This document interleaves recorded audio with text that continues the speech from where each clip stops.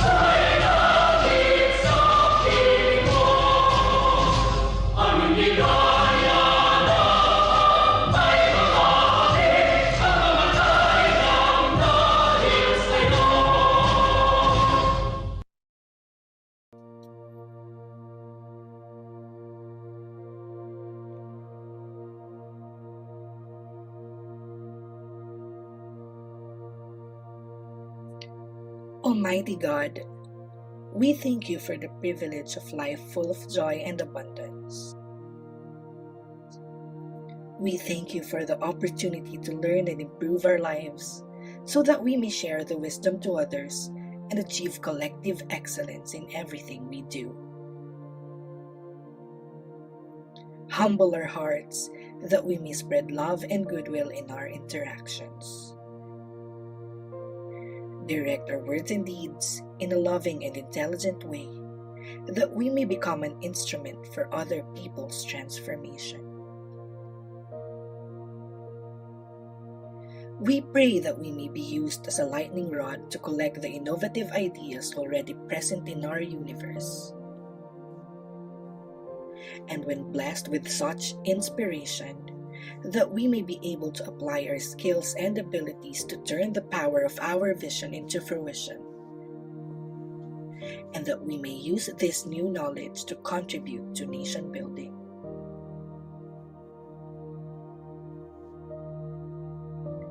We pray that today is a day of excellence and at its conclusion, we can acknowledge and be grateful for the forward motion we have made and the growth we have experienced. All these we ask, our Divine Master and Teacher. Amen.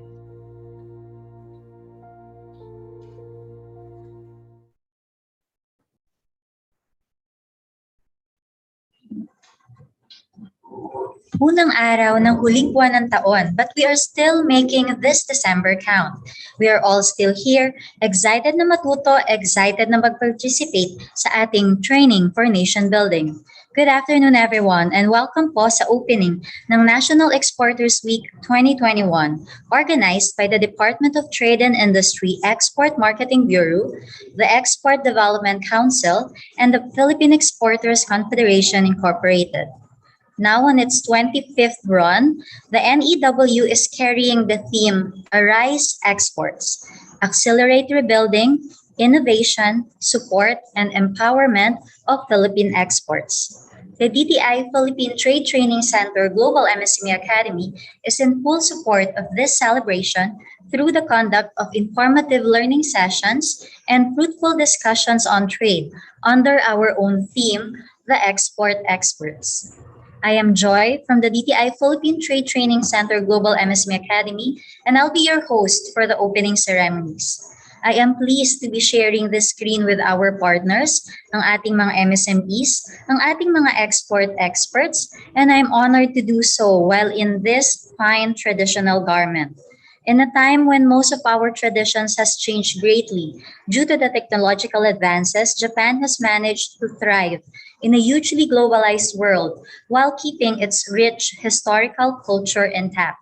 It is out of our respect to the intrinsic value of history, culture, and aesthetics that we pay homage today to the kimono, a symbol of excellent Japanese workmanship, something that our country values in Japan at sa lahat ng ating export partners. Speaking of our export partners, maraming salamat po sa ating mga kasamang MSMEs sa Zoom at Facebook. Hi po sa lahat ng MSMEs from various provinces in the Philippines as well as from other countries in Asia and abroad.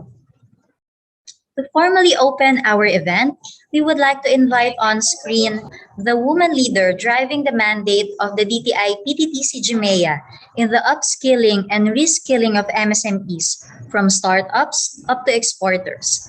Let us all warmly welcome the Executive Director of the Philippine Trade Training Center Global MSME Academy, Director Nelly Nita N. Deliera. Good afternoon, ma'am. Yeah, good afternoon. Thank you very much, Miss Joy. I'm supposed to also be wearing the kimono of Japan, but apparently I wasn't able to catch up and change my attire because we're having a TIP-G meeting right now at Dusit Hotel. But anyway, our very objective, our very reason why we're also, if you see Miss Joy right now, very gorgeous in the kimono, Japanese kimono, and you will also be expecting a lot of our colleagues who will also be wearing national attire or costumes of particular countries that are importing from the Philippines or where the Philippines is exporting our products because that's our way of acknowledging their support to the Philippines, okay, particularly the exporters. So once again, good afternoon, ladies and gentlemen. This is actually the first day of the celebration of the National Exporters Week. And PTTC, as you may all know, has a mandate, or the original mandate of PTTC is actually supporting our exporters. And we have several modules and even pathway program on national, on export or exports pathway.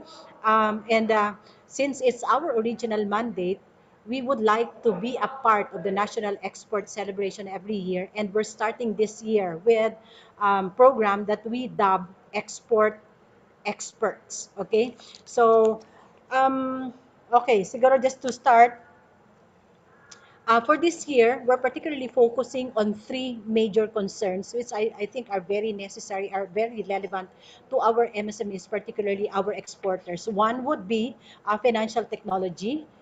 Yes, financial technology, and the other one is cybersecurity, and the other one being markets. So if you will see in our program for the coming 3 days, this particular major programs are the ones on which the specific topics or the specific concerns which our invited resource persons will be covering. And second, in our meeting, just an update, in our meeting today with the different DIPG or Trade Promotions Group under the Department of Trade and Industry, USEC Makatoman, we actually discussed also the PEDP. And just to highlight, because I think we will also be aligning, and we will really be aligning with this DTI direction, one would be data analytics. So we're also in discussion with a number of institutions, and we hope that we would also be able to incorporate in the programs that we're doing right now something about data analytics, predictive analysis, so that the market, the participants, market where we are selling our products, the products that we are selling, as well as the participants of the training programs that we implement are all based on data science or data driven. And the third one is, or the second one is all about stakeholder management, particularly in engagement rather. We had a meeting with Phil Export last week, and for those of you who are members of the Phil Export or who are working with or are clients of SITEM or even BDTP, expect that we will be getting in touch with you because we want to build our relationship with export as our stakeholder engagement in the export community. And finally, monitoring and evaluation. With all the training programs that we're implementing, we hope that we would be able to monitor and also evaluate the effectiveness of the programs that we're implementing. We hope that you find value in the programs that the Philippine Trade Training Center is delivering to you. Now, we would like also to inform you that most of the programs that we're implementing right now are aligned with the Philippine Skills Framework. So particularly for exporters, I think what would really be very relevant and very useful to all of you would be what we have already developed, business development. This is cross-sectoral, meaning whatever sector or whatever industry you belong, you can actually make use of the skills document that we have in business development covering marketing, sales, and partnership. And the other one is logistics and supply chain. Maybe somebody can just chat or put in our chat room or chat box the link to the skills document of BDSF and even supply chain and logistics. Okay. And finally, one of the programs that PTTC is also leveling up so that we can be responsive to the requirements of our exporters would be Food Connect. Right now, our partnership is with the Food and Drug Administration. But then again, we will be looking into FTSC, and maybe FTSC with ASECNIC here can also help us identify potential partners in respective countries where we are exporting right now. We would want to have contents that will help our entrepreneurs, our exporters particularly, be aligned with the requirements of that particular importing country, because we'd like to believe that standards, especially for food, are market centric. So if we are able to bring in or onboard a resource person coming from that particular country and orient our exporters on what the standards, what are the certification and other requirements for them to be able to penetrate that particular export market, then I think it will really be very useful, and it will really help our enterprises be responsive to that particular market. Okay, so finally, again, let me congratulate everyone. Our exporters are really contributing a lot to the economy of the Philippines. You've been doing good while while we experience the pandemic, restrictions in terms of mobility and all that. But with the presence of digital tools and all that, I think we were able to do business without borders. So business without borders is one of the major, programs that we're also doing or working on during this exporters week. And we're just so happy to be in partnership with the team of Geyser Maklang, and of course Tafa Holdings, because they will all be providing us necessary, essential, and really relevant information. Thank you very much. Congratulations, and back to you, Miss Joy. Maraming salamat po, Director Nelly, and thank you so much for reminding us on our alignments. First, sa PEDP in terms of data analytics, stakeholder engagement, and monitoring and evaluation. Very important for training institutions such as PTTC. Next is on the Philippine Skills Framework on business development and supply chain and logistics. Just like what our director said, this is available for everybody for us to learn. Ilalagay po natin sa chat box sa mga link kung saan nyo pwedeng makita ng ating PSFW. And lastly, for FDA, for our food exporters. Thank you so much, Director, for guiding BDI PTTC-GMEA in offering premium training solutions for MSMEs in their export pathway. Moving on with our program, we are so lucky to have with us another leader and an export expert himself. At the helm of the DTI Trade Promotions Group, delivering the keynote message for this event, let us all welcome Undersecretary Abdulgani M. Makatoman. Good afternoon, sir. Very good afternoon to everyone in the export community. I would like to thank PTTC-GMEA for spearheading this event. Thank you also to the participants for joining us in this celebration to gain new insights and trends in exports. To our resource speakers, thank you for your support and taking time out from your busy schedule to share your knowledge and expertise with our exporters. This year, we are celebrating the National Exporters Week under the theme Arise Exports. Arise means accelerate rebuilding, innovation, support, and empowerment. The theme emphasizes the need to fast-track export industry recovery to accelerate economic rebuilding, innovation through the digital transformation and technologies upgrade, and empowerment of exporters towards long-term global competitiveness. Export is one way for MSMEs to grow their businesses. In fact, it can help your businesses grow exponentially with the adequate knowledge and abilities and resources to make your enterprises capable of meeting the demands of the buyers from your target export markets. The other meaningful part of this is it creates jobs. With more exports, we can employ those COVID-displaced workers to be part of our economic recovery and more. The PTTC's lineup of topics in its event, Export Expert, is so apt, bringing export geniuses to share their best practices, innovative techniques, and approaches to create new generation of export experts in the future as we strengthen the exporting industry. As I also cited in another event promoting the 2021 National Exporters Week organized by the DTI, Export Development Council and PhilExport. The Philippines ranked 51st out of 132 economies in the Global Innovation Index 2021 report. And the Philippines continues to include innovation in its national priority. With these innovations, enhanced capacity of the exporters and MSMEs to access international markets, befitting policies to support business growth and expansion. The collaboration among various public and private stakeholders, accelerated economic recovery is anticipated.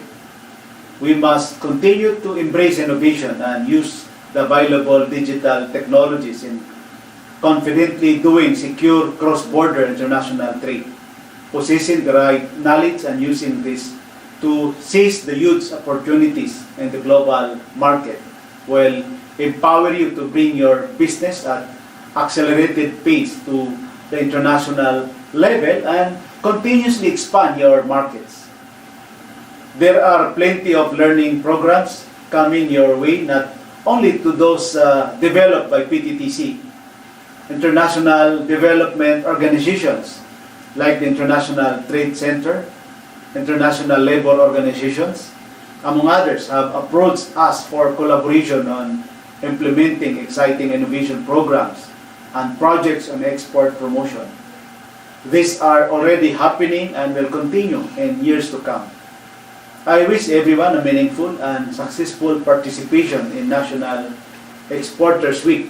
Thank you and mabuhay po tayong lahat. Thank you so much, Yusek Makatoman, for highlighting the exporting industry and their big contribution to the Philippine economy. This thought will surely be echoed by our export experts starting today and culminating on the National Exporters Week highlight event, the National Export Congress, to be held on December 7th. For the opening salvo of the 25th National Exporters Week 2021, we will discuss deeper the various trends and issues that the exporting industry currently faces, giving insights on how the industry can still thrive amid challenges. With this, I turn over the floor to my colleagues, Konnichiwa Erika-san and George-san. Maraming salamat po, Ms. Joy, for the opening ceremony. And good afternoon, everyone. Many thanks to PTTC's very own ED Nelly Del Hiera for the opening remarks. And we also want to extend our gratitude to DTI Trade Services Corps Undersecretary Abdulgani Makatoman for the message. Once again, we welcome you to the Philippine Trade Training Center Global MSME Academy National Exporters Week 2021 with the theme Arise, Accelerate, Rebuilding, Innovation, Support, and Empowerment of the Philippine Exporters. Hajime Mashite, Watashi wa Erika des. Watashi wa George des, and we are your hosts for today. Miss Erika, talaga mga napaganda ng inyong mga kimono, no? Kay ni Ma'am George. Yeah. So Ma'am Joy, no? So talagang Japanese na Japanese ang tema natin. Kitang-kita naman sa ating background, no? So ayan po, no? Before we proceed in the program po, let me tell you something about our organization. It's Philippine Trade Training Center po, and we are the official training arm of the Department of Trade and Industry and is forefront of mentoring Filipino enterprises to gain global competitiveness through our integrated and innovative training programs for more than 3 decades now. Our organization beats for all the startups, micro, small, and medium enterprises. That is why we are very much grateful for your presence here in our training. Also po, no, we are very much live at our official YouTube, no, and Facebook page, no. Kaya sa mga nakatutok po, no, make sure lang po na i-search nyo lang po. It's DTI.Philippine Trade Training Center Global MSME Academy.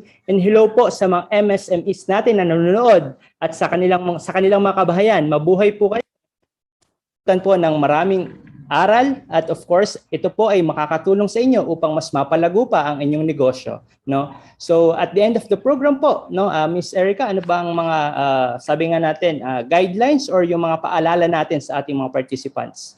Okay, para po sa ating check-in question po, no, po muna sa ating chat box. What do you want to know about export? No? So, ano po ba yung gusto nating matutunan o malaman ngayong araw na ito? Para makita po at babasa din ng ating mga invited resource speakers. And as you watch po, no, and view us in your YouTube or in your Facebook or sa ating Zoom, please feel free to watch and share the live video po. And when sharing po yung ating FB Live, don't forget to use the event's official hashtag, which are, yes, sir, George? Official hashtags po natin ay hashtag Training for Nation Building, hashtag Export Experts, at hashtag National Exporters Week 2021. Yan po, wag niyo pong kalimutan din na sagutin ulit ang ating check-in question, no? What do you want to know about export? Yan, baka mamaya pwede po naming mabasa ang inyong mga kasagutan. Pero bago po tayo magsimula ngayong hapon, meron po tayong mga kaunting paalala. So we have saved ample time for your questions after the talk. So if you have any questions or inquiries, just drop them on the Q&A box for Zoom, and for our Facebook Live viewers, please drop yours in the comment section. So we will try to answer them before we end the program. Tama po yun, no? At the end of the program po, we will also flash the link for our online satisfaction feedback form or online CSF, no? So please do accomplish the CSF, no? The deadline will be until tomorrow po. It's December 2, 2021 at 5 p.m. And after that po, we'd already close the link. Kaya po, ang reminder po namin sa lahat, you won't be e-certificate po kapag po hindi nyo to na-access. So to our participants who will complete the session and who will fill out the client satisfaction feedback or CSF form, may we request you to please give us ample time to process and issue ang lahat po ng inyong mga e-certificates. No, so marami rin po kasi ang mga participants natin ngayon. And for now po, we are flashing the attendance link po, no, and QR code on your screen. So please scan the QR code or navigate the provided attendance link to secure your attendance for today. So our team will put the attendance link then in our chat box. Okay, so for our day 1 po, no, ng ating exports, kapanapanabik at kaaba-abang ang mga topic ngayong araw. So pag-uusapan natin ang delay of the export land at ang hyper-growth demand generation.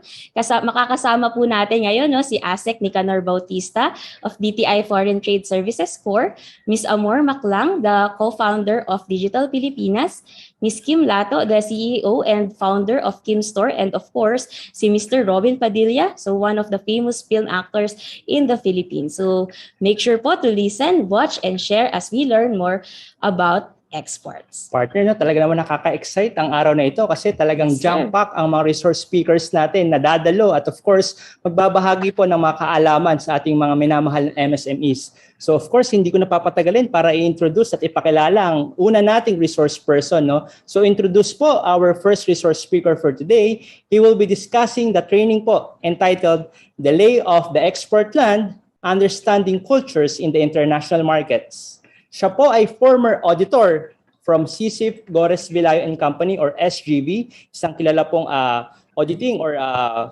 accounting firm sa ating bansa.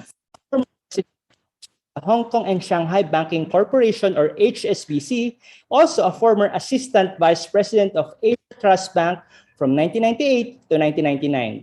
At nagsimula po ang kanyang government service in the year 2000 as DTI representative to the Republic of Korea, as well as po in Taipei.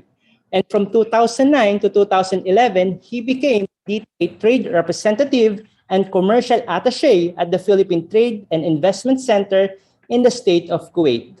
He is also the former Trade Commissioner at the Philippine Trade and Investment Center in San Francisco, USA, and became the DTI Special Trade Representative and Consul in New York, USA. Currently po, ang ating pong resource speaker, ang Assistant Secretary of DTI Foreign Trade Service Corps Coordinating Office. Our dear MSMEs at sa lahat po ng ating mga viewers at tagapakinig, let us all welcome po ASEC Nicanor S. Bautista. Mabuhay po. Mabuhay po. Good afternoon po, ASEC Nick. Good afternoon, George and Erica, and salamat sa introduction. Can you hear me? Yes po. Yes, very clear po. Thank you so much din po, sir. Opo. Go ahead, by the way, sir. I love the background and the kimono. Salamat. Very nice. Thank you, sir. Thank you so much din po for being. Kamusta po kayo dyan, ASEC? I'm good. Thank you. I'm looking forward to this discussion. Salamat. Mm-hmm. So ASEC po, no, Ms. Erica, as we have mentioned po, no, may mga questions po tayo na of course i-share kay ASEC, and of course we will going to discuss and explain each and every questions po nating ibabahagi po sa kanya. Ayun, so. Okay, so now let us proceed po, no, para po sa ating first question, ASEC Nick. So can you tell us po what is the importance of exports in the Philippine economy?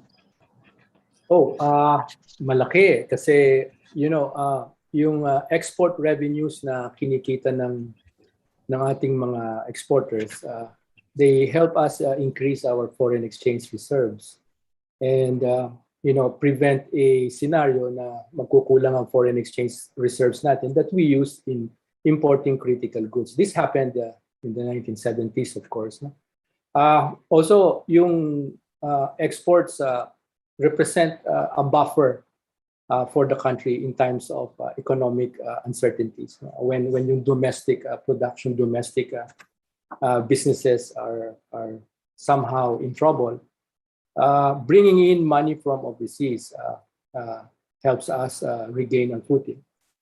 Exports also diversify yung risks. So when you export, when you sell not only to the domestic market, but to one, two, or many countries overseas, yung risk of dislocation because of global uncertainty, sometimes regional, sometimes country-specific, nababawasan. Nagkakaroon tayo ng kumbaga, as I mentioned, buffer. Of course, exports also, every time we, because the money is coming from overseas, so hindi na siya kumukuha dun sa money supply na domestic. It creates employment, and therefore, it drives yung consumption because an employee who earns money in turn will buy products and services for himself and his family, and in turn will create new jobs for other firms. No? So it contributes to consumption domestically, and overall, it promotes yung GDP, it increases yung GDP ng Pilipinas. We have seen over the course of many decades that export is an important facet of our economy outside of domestic consumption, outside of public consumption. And I think it will remain an important feature of our economy for years to come. All right, no.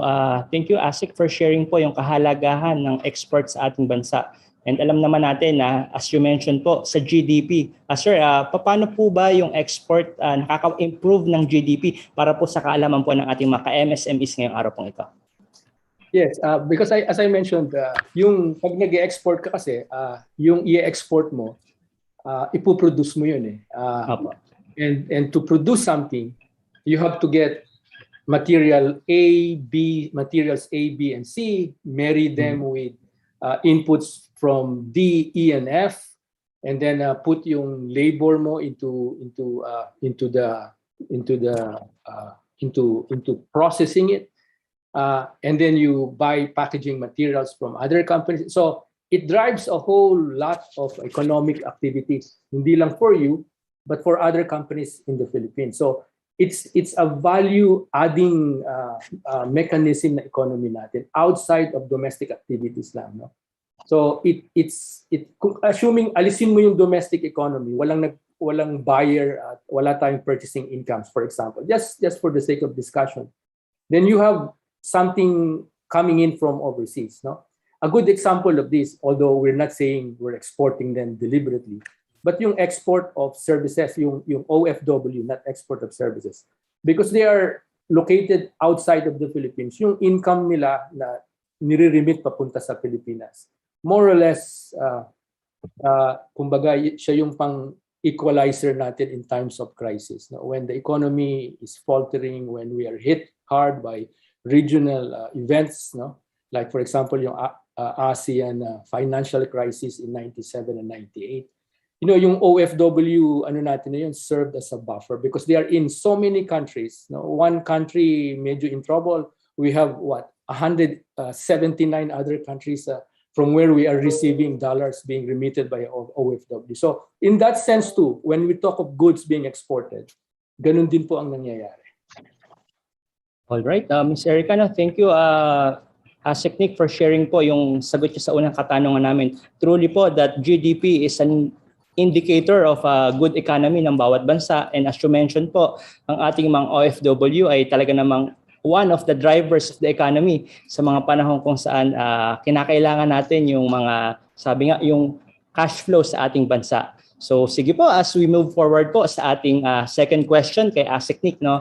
Next question ko po, Asik, what are the most exported products in the Philippine market? Baka po may ma-recommend po kayo ng mga promising commodities for export kung saan po pwedeng mag-focus ang ating mga MSMEs natin. Thank you, George. Yung question mo, dalawa yung, if you break it up into two parts, I think it will be better for me to be able to provide yung answer.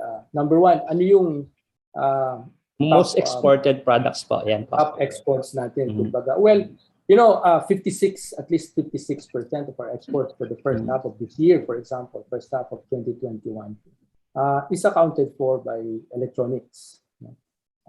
Semiconductors, you have electronic parts, telecommunication parts, electronic storage parts, and so on. Susunod noon, copper cathodes, no?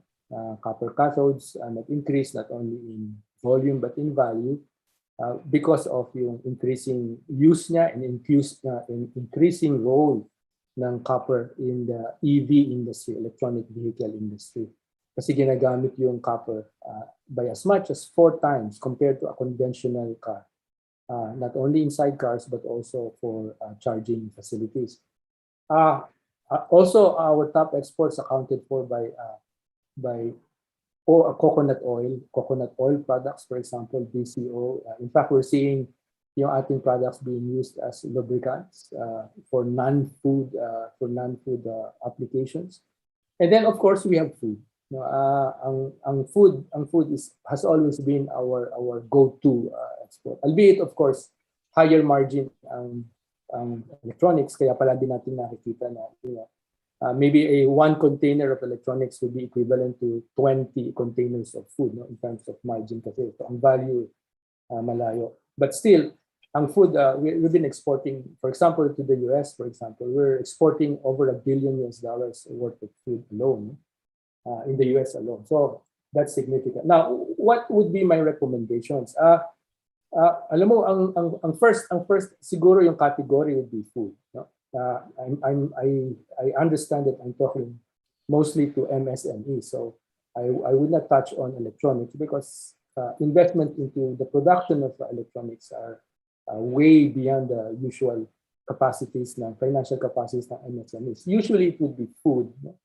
And we have seen even during the pandemic globally, yung food, true to its form, has been pandemic-proof, recession-proof. People eat no matter what. And in fact, if you check out the records of Walmart, Costco, they actually recorded impressive growth in terms of sales over the last almost 2 years. No?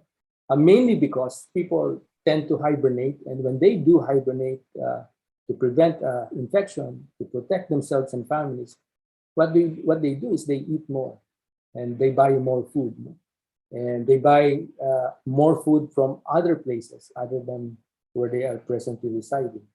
So that would be my recommendation: food, and food. Merong subsector yan, yung agricultural products, not necessarily those that are edible, but agricultural products even with industrial applications. Na traditionally kino-consider natin food, but we use them overseas by companies as industrial inputs. I mentioned na nga yung coconut, BCO, yung carrageenan, for example, has been making some headway in the EU, and so on and so forth. All right, Asek, no? So parang sa nabanggit niyo po na mga sabi nga natin, what are the most exported products in the Philippine market? First that you have mentioned is yung copper and yung mga electronic byproducts po nito. Pangalawa po yung coconut products and yung food po. So truly, Asek, no, we are an agricultural country, Miss Erica, no? Yes, So of course, yung mga nabanggit na mga top products ay talaga namang ang mga kasama nating MSMEs ngayon, baka isa to sa kanilang mga pinoproduce, no? And Asek, no, of course, itong coconut byproducts, ang dami po, no? Yes, if I may, George, I think I forgot, no, because I concentrated on products lang, on commodities. But actually, the Philippines is a number one player in the realm of IT BPM services, no? IT-enabled services, which includes, amongst others, financial technology, what we call fintech, yung health information management services. And now, this is a growing subsector ng IT BPM, yung engineering, outsourced engineering services, yung mga layouting, yung mga blueprint projects, and so on. I also failed to mention a growing demand from overseas would be yung mga transport, individual transport products, bicycles, motorcycles, scooters. No? In fact, we have received a number of investment interest from overseas into the Philippines because the Philippines is part of the 680 million ASEAN free trade area.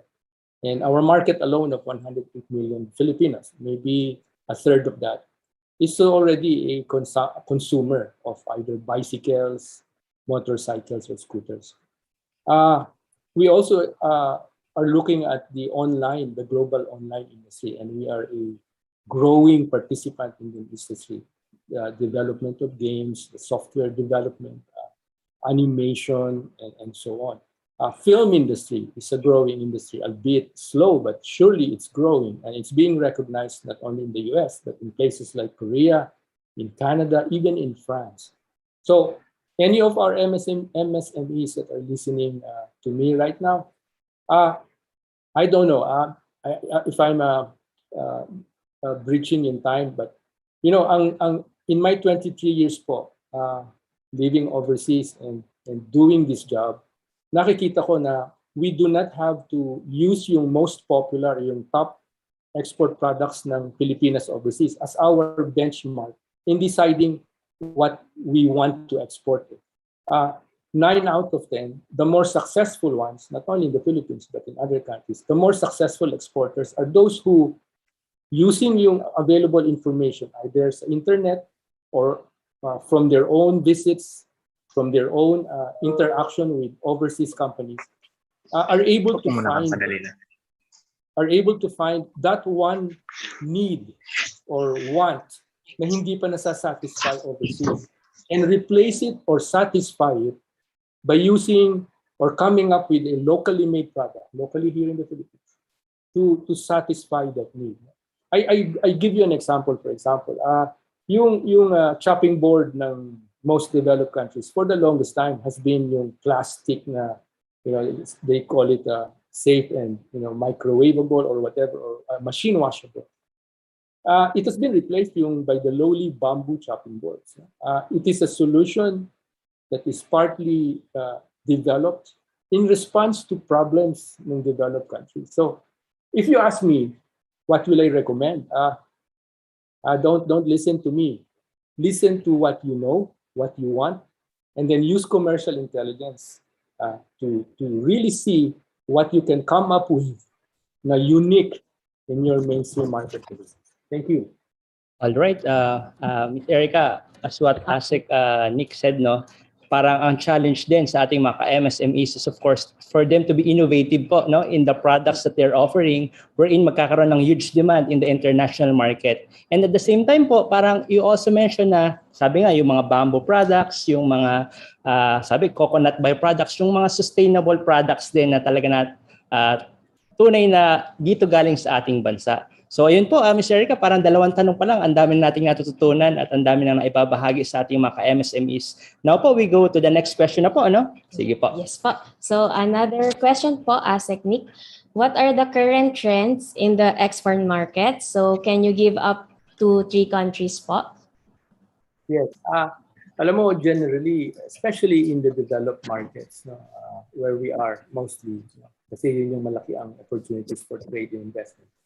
There is a general move towards sustainable products. There's a general trend of consumers and therefore yung producers, importers, and retailers to go for products that are organic, products that are natural, yung mga tinatawag na paraben-free, sugar-free, no antibiotics, free range, no? Gluten-free, zero preservatives, and so on. Also, and this is coming to light, although this started about 20 years ago, pero ngayon, this is the talk, ito na yung buzzword.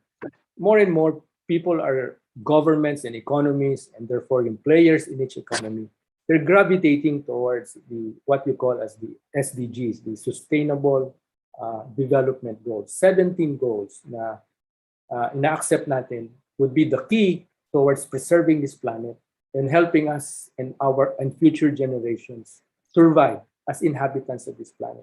Now, Sustainable Development Goal number 12 is important in this discussion, yung responsible consumption and production. Responsible production, which in turn means dapat yung minimize natin yung natural resources at saka yung toxic materials na ginagamit natin sa ating produkto. And also minimize natin, if not totally eliminate natin yung waste pollutants na nagiging resulta ng produkto natin. So more and more, if you are a product and you put a label or information that your production process aligned itself with Sustainable Development Goal number 12, then it's something that will generate awareness. We call this green purchasing, of course, amongst developed countries, even in the Philippines. Then, of course, also amongst developed countries, we have yung fair trade. 10 principles of fair trade, including, for example, yung transparency, yung not using child labor or forced labor. Alam niyo yun, meron mga bansang gumagamit yan.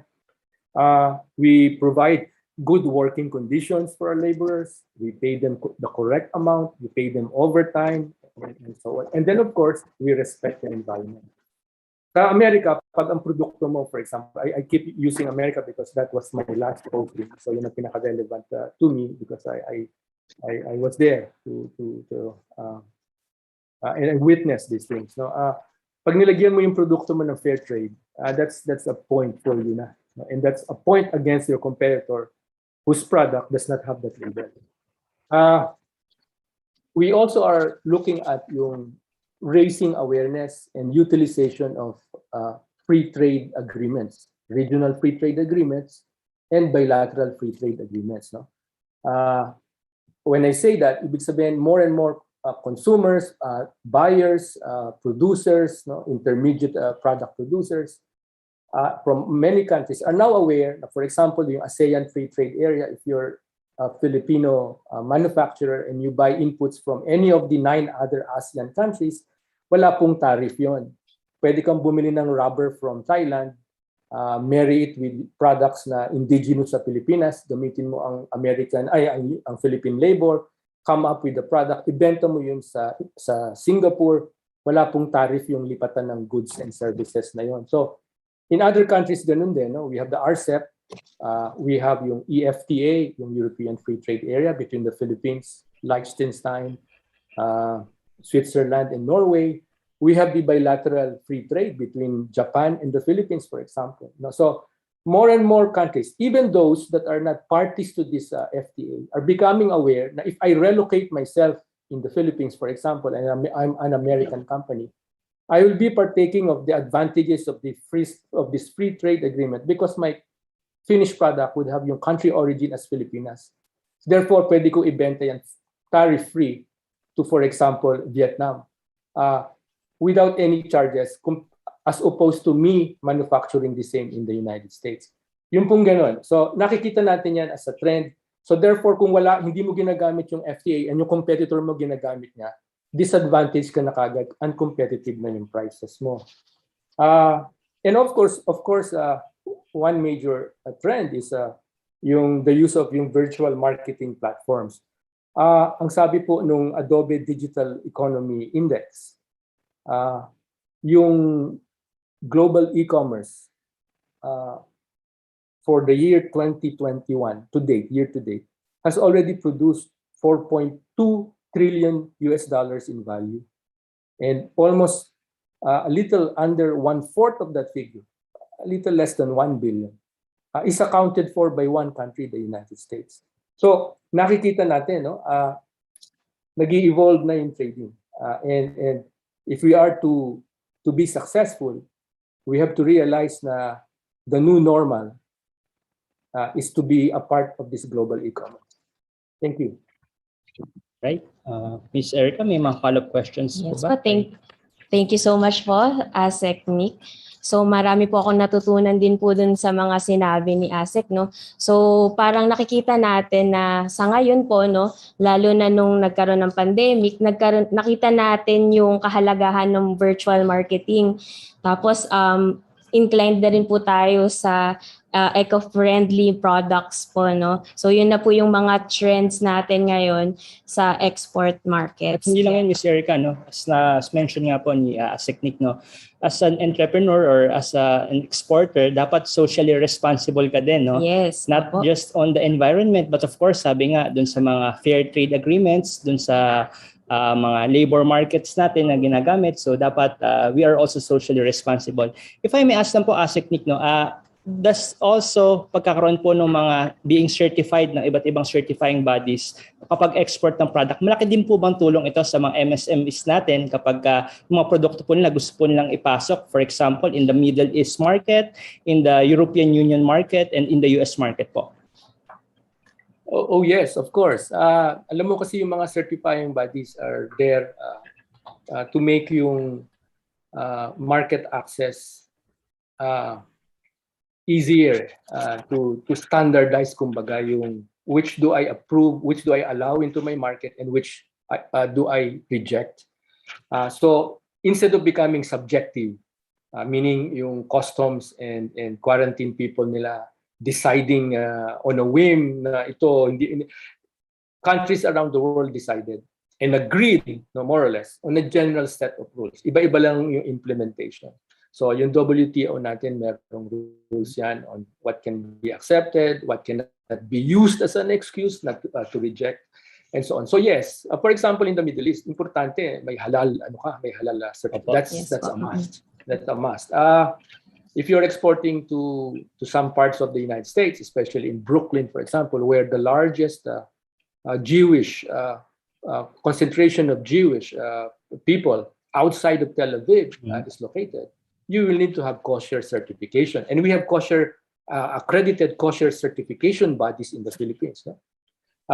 And so on. If you're exporting to Japan, to Korea, you stamp yung word na organic on your product, you will need an organic certifying body. Kailangan po yun. And pag wala ka nun,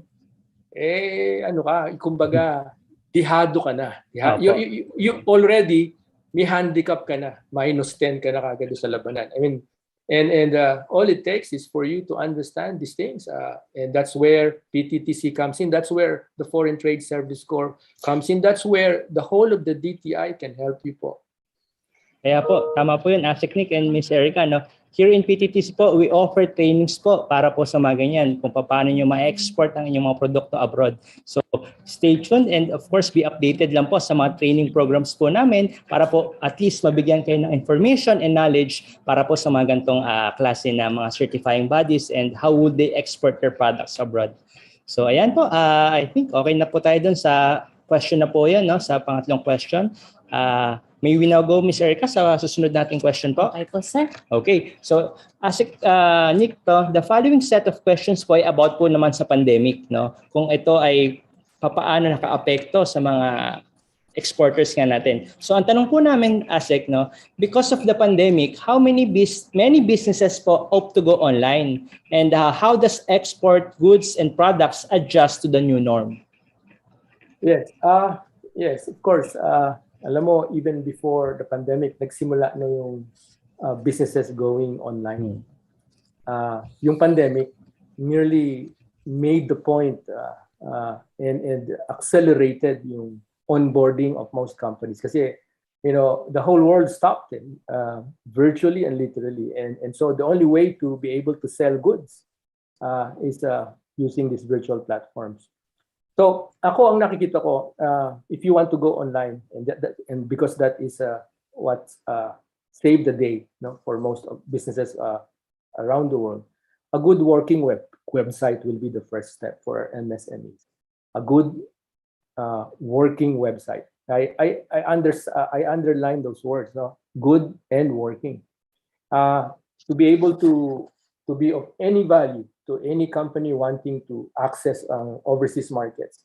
Yung website should be able to provide yung information that will set you apart from your competition. Not only show your products photos, but first off, make yung critical differentiation between your product and this guy's product. Okay, if it's a story of how you found the product, how you made the product, of the people who make this product, then so be it. Yung tawag namin dyan yung may story behind the product. Examples like our lambanok, I mean, there's a little card attached by a string to the bottle of this lambanok product, I think produced in Quezon, if I'm not mistaken, of farmers waking up 4 in the morning and going up these coconut trees and so on. Yung mga ganun, they bring value doon sa product mo even without people being able to taste the product mo. Of course, one of the things highlighted by the pandemic is also the need for products to be closer to the market. So warehousing now is very important. Hindi po pwedeng order ako sa'yo and sasabihin mo sa akin 30 days ang delivery. Pwede mong sabihin pero hindi na ako bibili. That will be the last time you'll see me.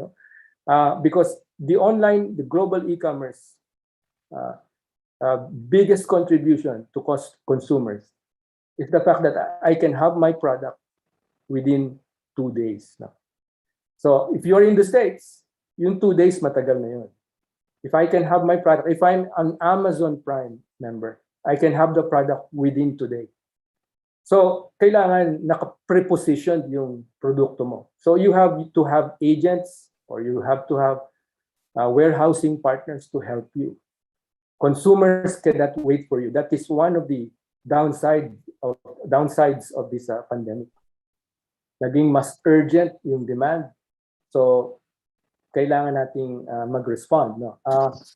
Also, be aware of e-commerce rules in target markets, including taxation. Kasama yan sa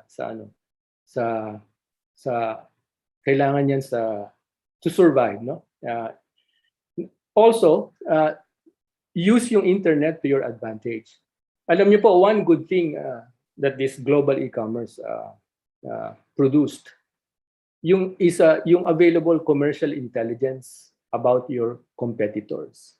Of course, they also now know your products and how much you're pricing them. But then again, you're able to, for example, if you look at the reviews portion of your competitor or a potential competitor, you will already be able to see what are the failing points, pain points nung produkto niya as reviewed by actual buyers.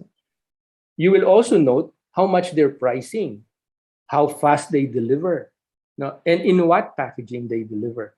So use it to your advantage, not only to promote yourself on the internet, but also to get and secure critical commercial information about your competitors. Before e-commerce before the advent of e-commerce, I remember my first job sa Korea. Wala pa masyadong e-commerce at the time, hardly. I mean, the internet as we know it started late 90s, almost 2001. The only way to get this commercial information that I referred to was to buy a ticket and go and visit trade exhibitions, move around capital cities of developed countries, talk to consumers, get brochures, and pahirapan pa yon. Ngayon, everything is transparent. You go to Costco, for example, their website, you click beverages, if your beverage is your thing, and there you go. There are the products that are your competitors in every shape or form, and all the information that you will ever need, including pricing, packaging, size, and so on. Sometimes even yung importer agent nakalagay. So you will even know who to sell to. Kung you're a budding exporter, you will be able to tap that importer to maybe also carry your product. Yun lang po, I will stop here. Opo. So, na-mention Miss Erica ni ASEC yung not just a website but good and working website. So malaking tulong po ito. Kasi parang karaniwan dito sa mga negosyo sa Pilipinas, if I'm not mistaken, Ms. Erica, parang karaniwan ang gamit lang ay Facebook page lang, no? Yes. Mga Opo. social media pages lang po. Ayun nga, ang ganda ng tip ni ASEC, Ms. Erica, no? So gumamit ng website, no? Mag-invest din po sila sa website. George, Erica, I keep on cutting you off. I apologize, but sometimes you raise a very good point. I hope you don't mind na magdagdagan ko yung what I have mentioned. No? Yes, a good and working website.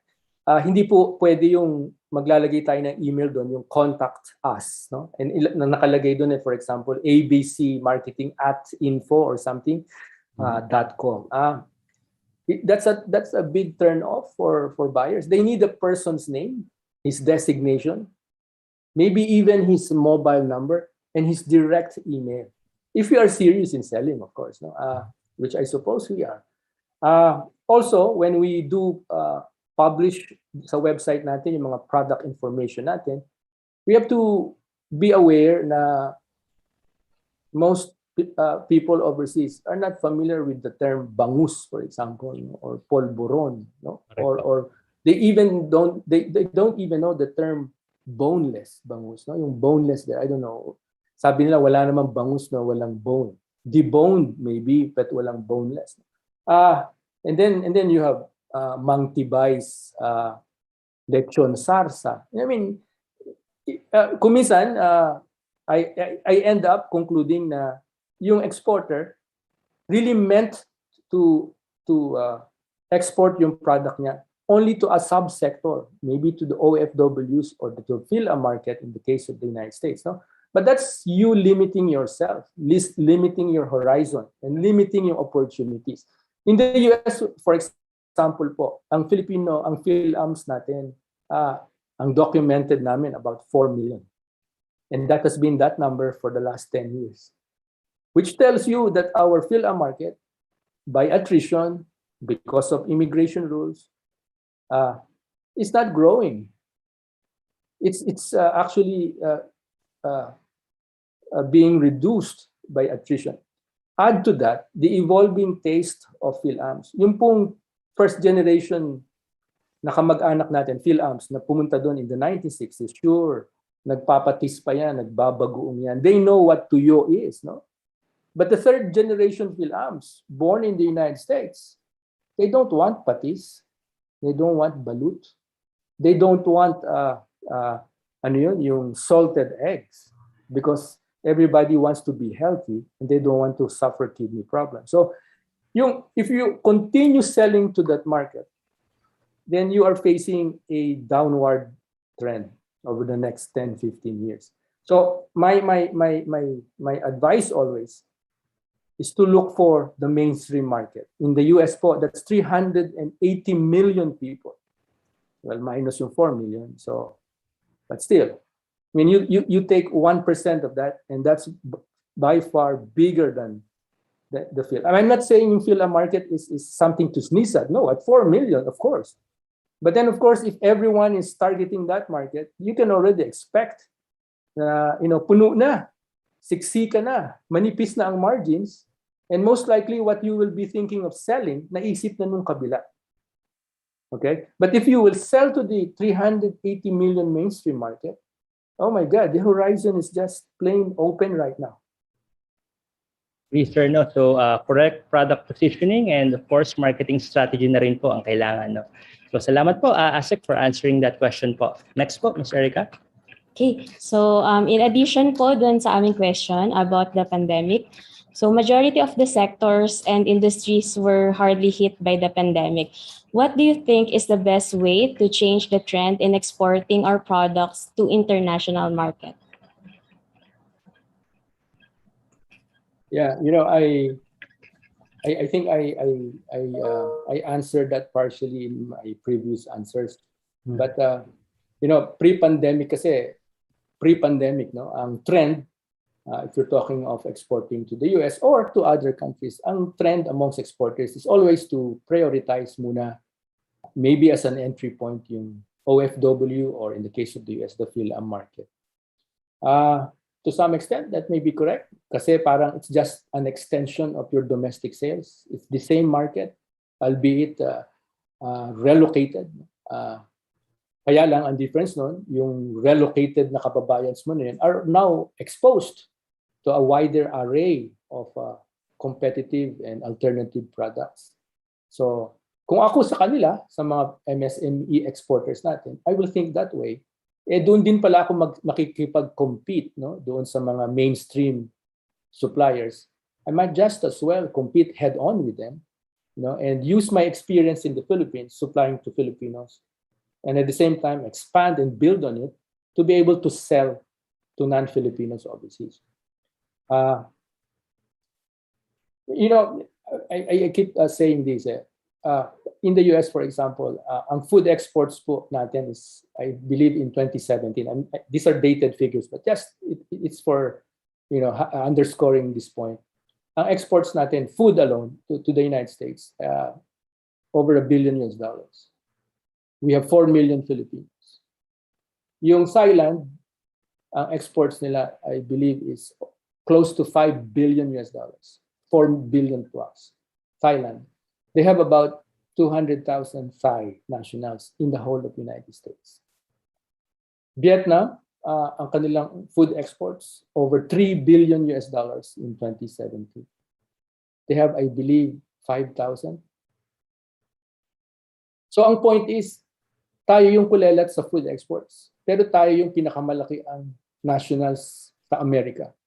The point being, hindi yung nationals natin ang nagdadala ng exports. Correct? Yung growth nung Thailand, ang nagdadala ng exports ng Pilipinas, PhilAm, yes. But ang nagdadala ng growth in the exports of our competitors, our ASEAN competitors, yung pong mainstream. They don't have enough of their nationals to sustain yung kanilang exports. And that's I think the biggest contribution that I can make. If I will be able to change yung aspirations ng ating MSMEs, to look towards the bigger market. And then of course, dumating yung pandemic, nagkaroon po tayo ng virtual revolution. To me, ang kailangan now, sabi namin yung pandemic is one of the biggest equalizers sa trade. No?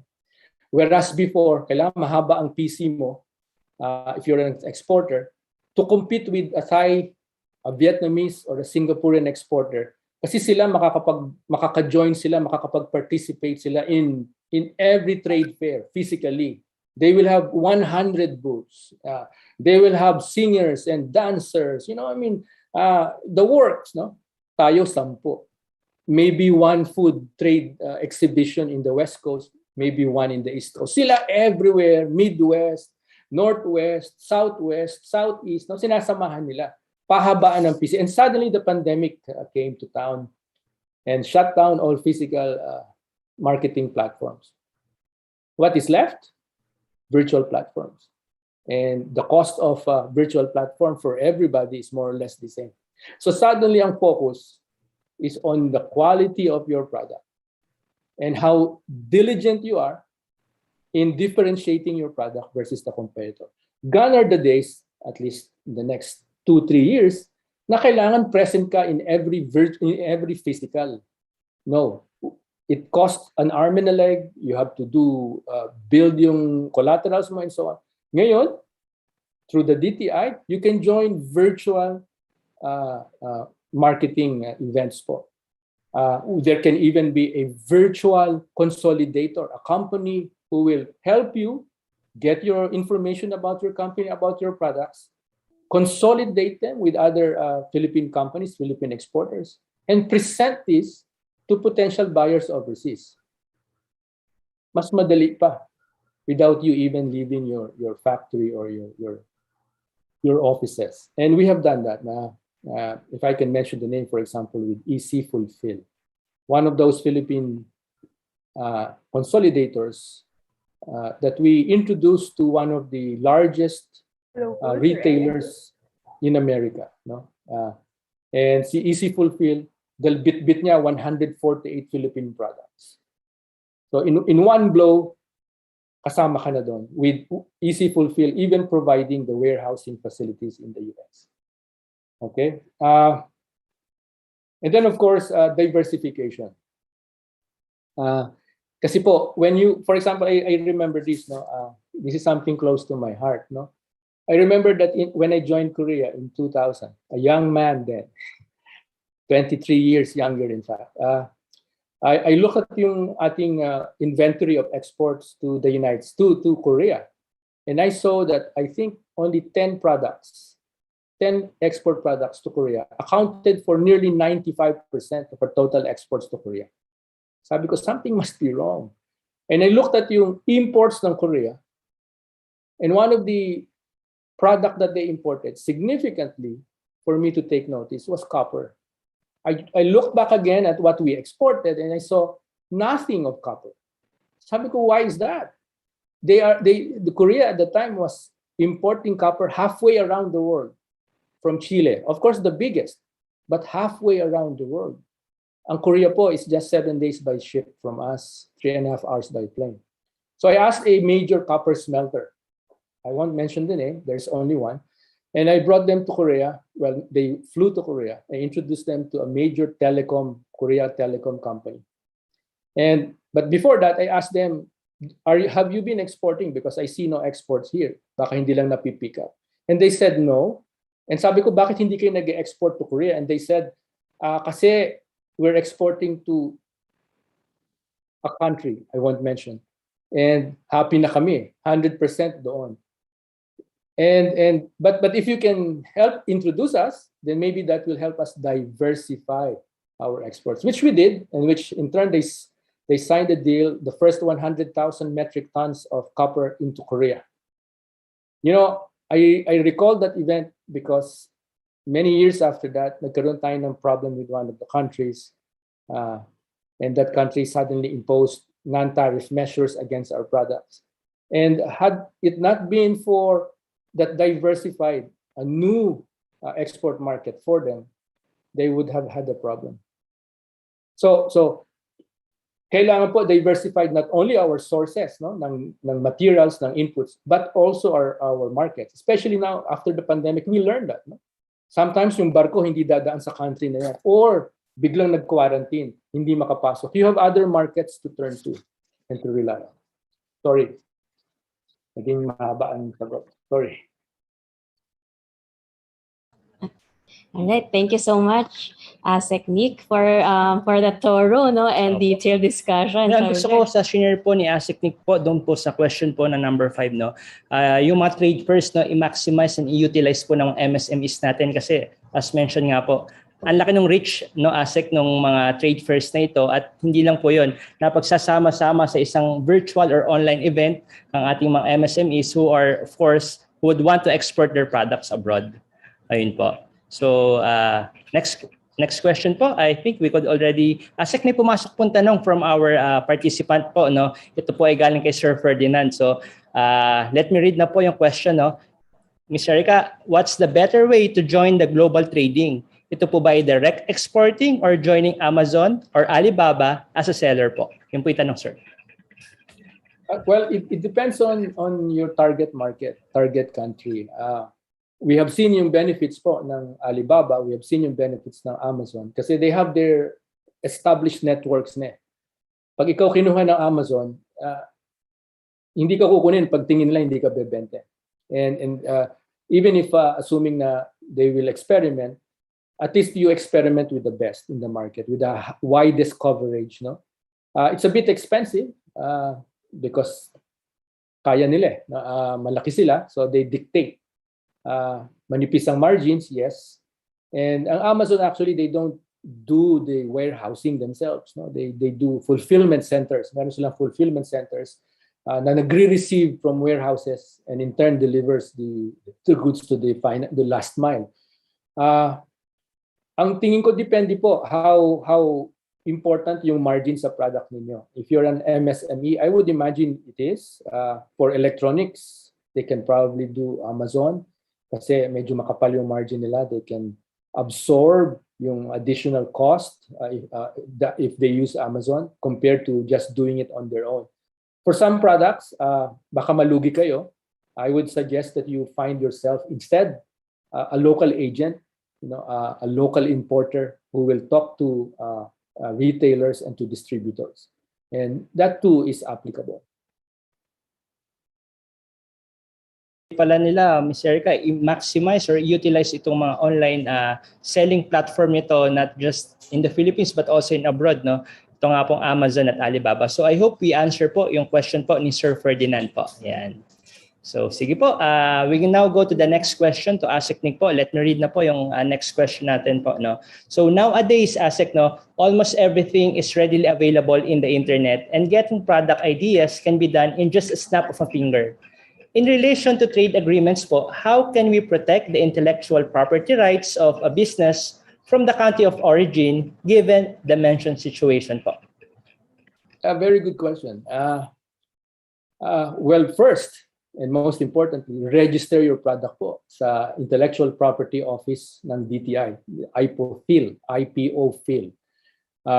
Ang head po niyan, si Undersecretary Roel Barba, a good friend of mine, a true professional. Kailangan po i-register yung produkto even before, way before, maging successful kayo doon sa market kung saan nyo ibebenta yung produkto nyo. A case in point, I was in San Francisco and I learned, nangyari po ito bago ako dumating. A certain company there, this is public knowledge, I will mention the name, a company called Ramar. Ang Ramar po, Ramar Incorporated ata, I'm not too sure. It's a US company, effectively, who used to be the importer, distributor ng Magnolia ice cream sa Amerika.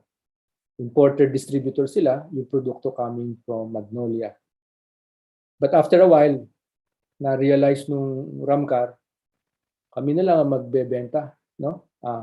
Gagawin namin in the States, then we will use the trademark, the brand, the logo ng Magnolia, and we'll sell it principally to Filipinos, which they did.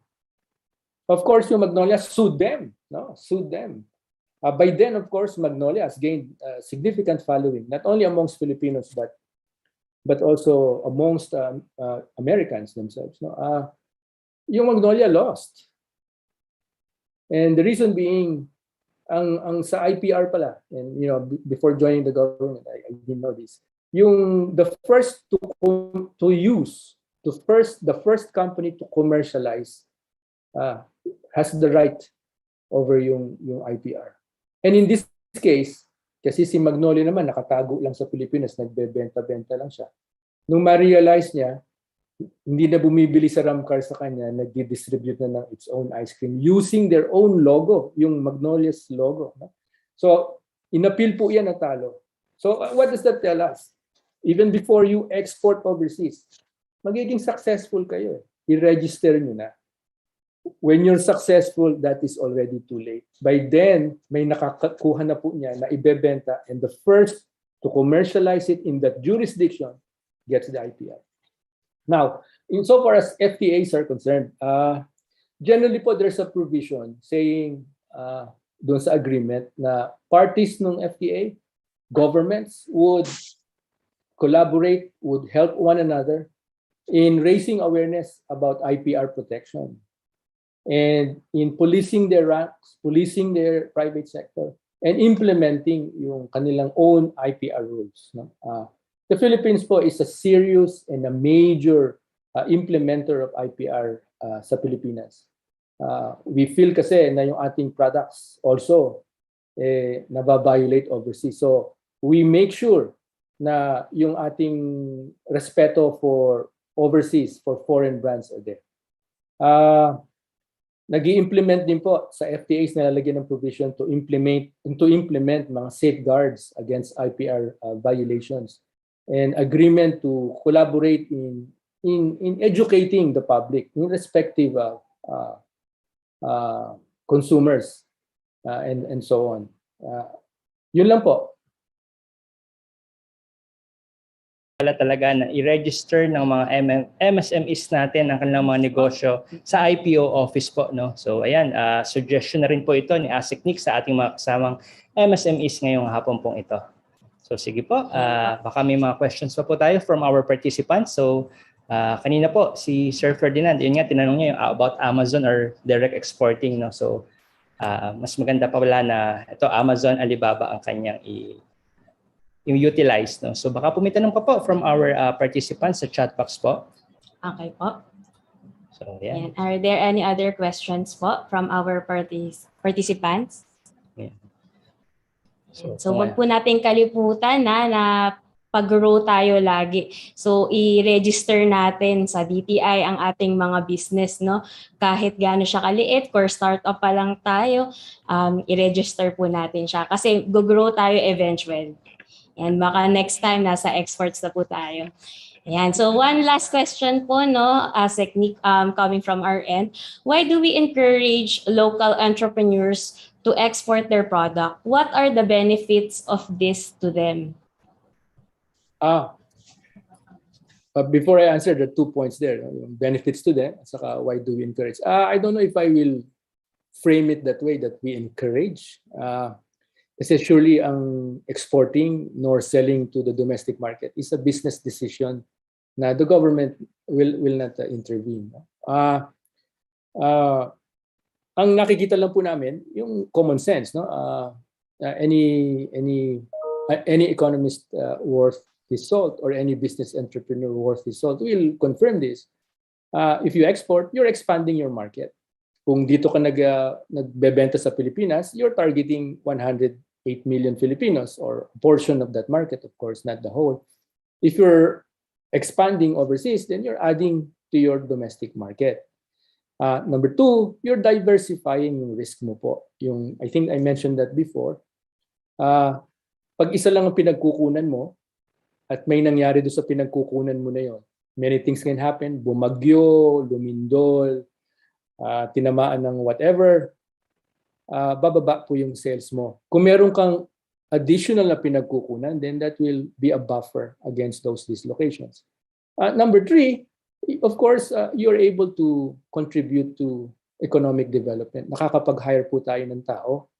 At yung hina-hire nating tao, kasi mag-expand ka over yung current production mo, targeting yung domestic. Pag ikaw nag-exports, yung additional employment will give rise to the multiplier effect ng consumption. Those employees of yours may kita, bibili ng produkto, magbabayad, manunood ng sine, magpapaaral na anak.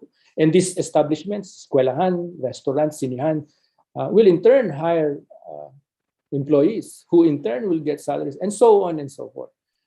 It promotes countryside development in that sense. Nagkakaroon ng yung purchasing power ang mga tao, especially sa countryside. Yung pong taxes natin, nanggagaling yun sa yung ating, yung government fiscal funds, nanggagaling sa taxes na ibinabayad not only ng domestic players but also exporters.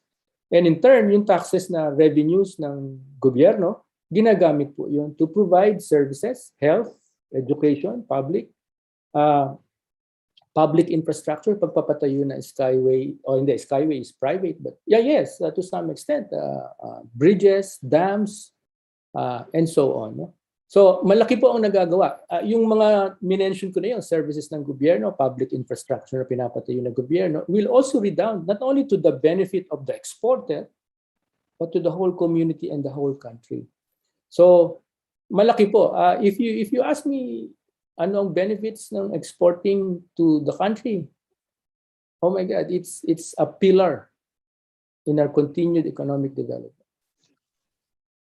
All right, no, Ms. Erica, talaga namang based from the discussion po of ASECNIC, talagang it really encourages our MSMEs na magsimula na mag-export, no, at pag-aralan yung exporting ng kanilang products abroad. So in relation to that po, ASECNIC, pwede po ba naming matanong na rin po, ano, how can MSMEs po kaya obtain yung mga, sabi nga natin, mga export licenses? Baka po kasi yung iba sa kanila interested mag-export, however po, parang siguro kinakabahan pa or hindi pa nila alam kung ano yung mga next steps to export their products. So ano po kaya itong mga steps or agencies that would help them po sa pag-export po ng kanilang produkto abroad?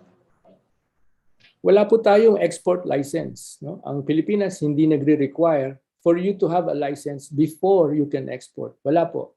Ang tanging reglamentos is, of course, as any company, as any business enterprise, whether corporation or single proprietorship, kailangan i-register nyo yung inyong negosyo sa SEC pag corporation, sa DTI pag single proprietorship.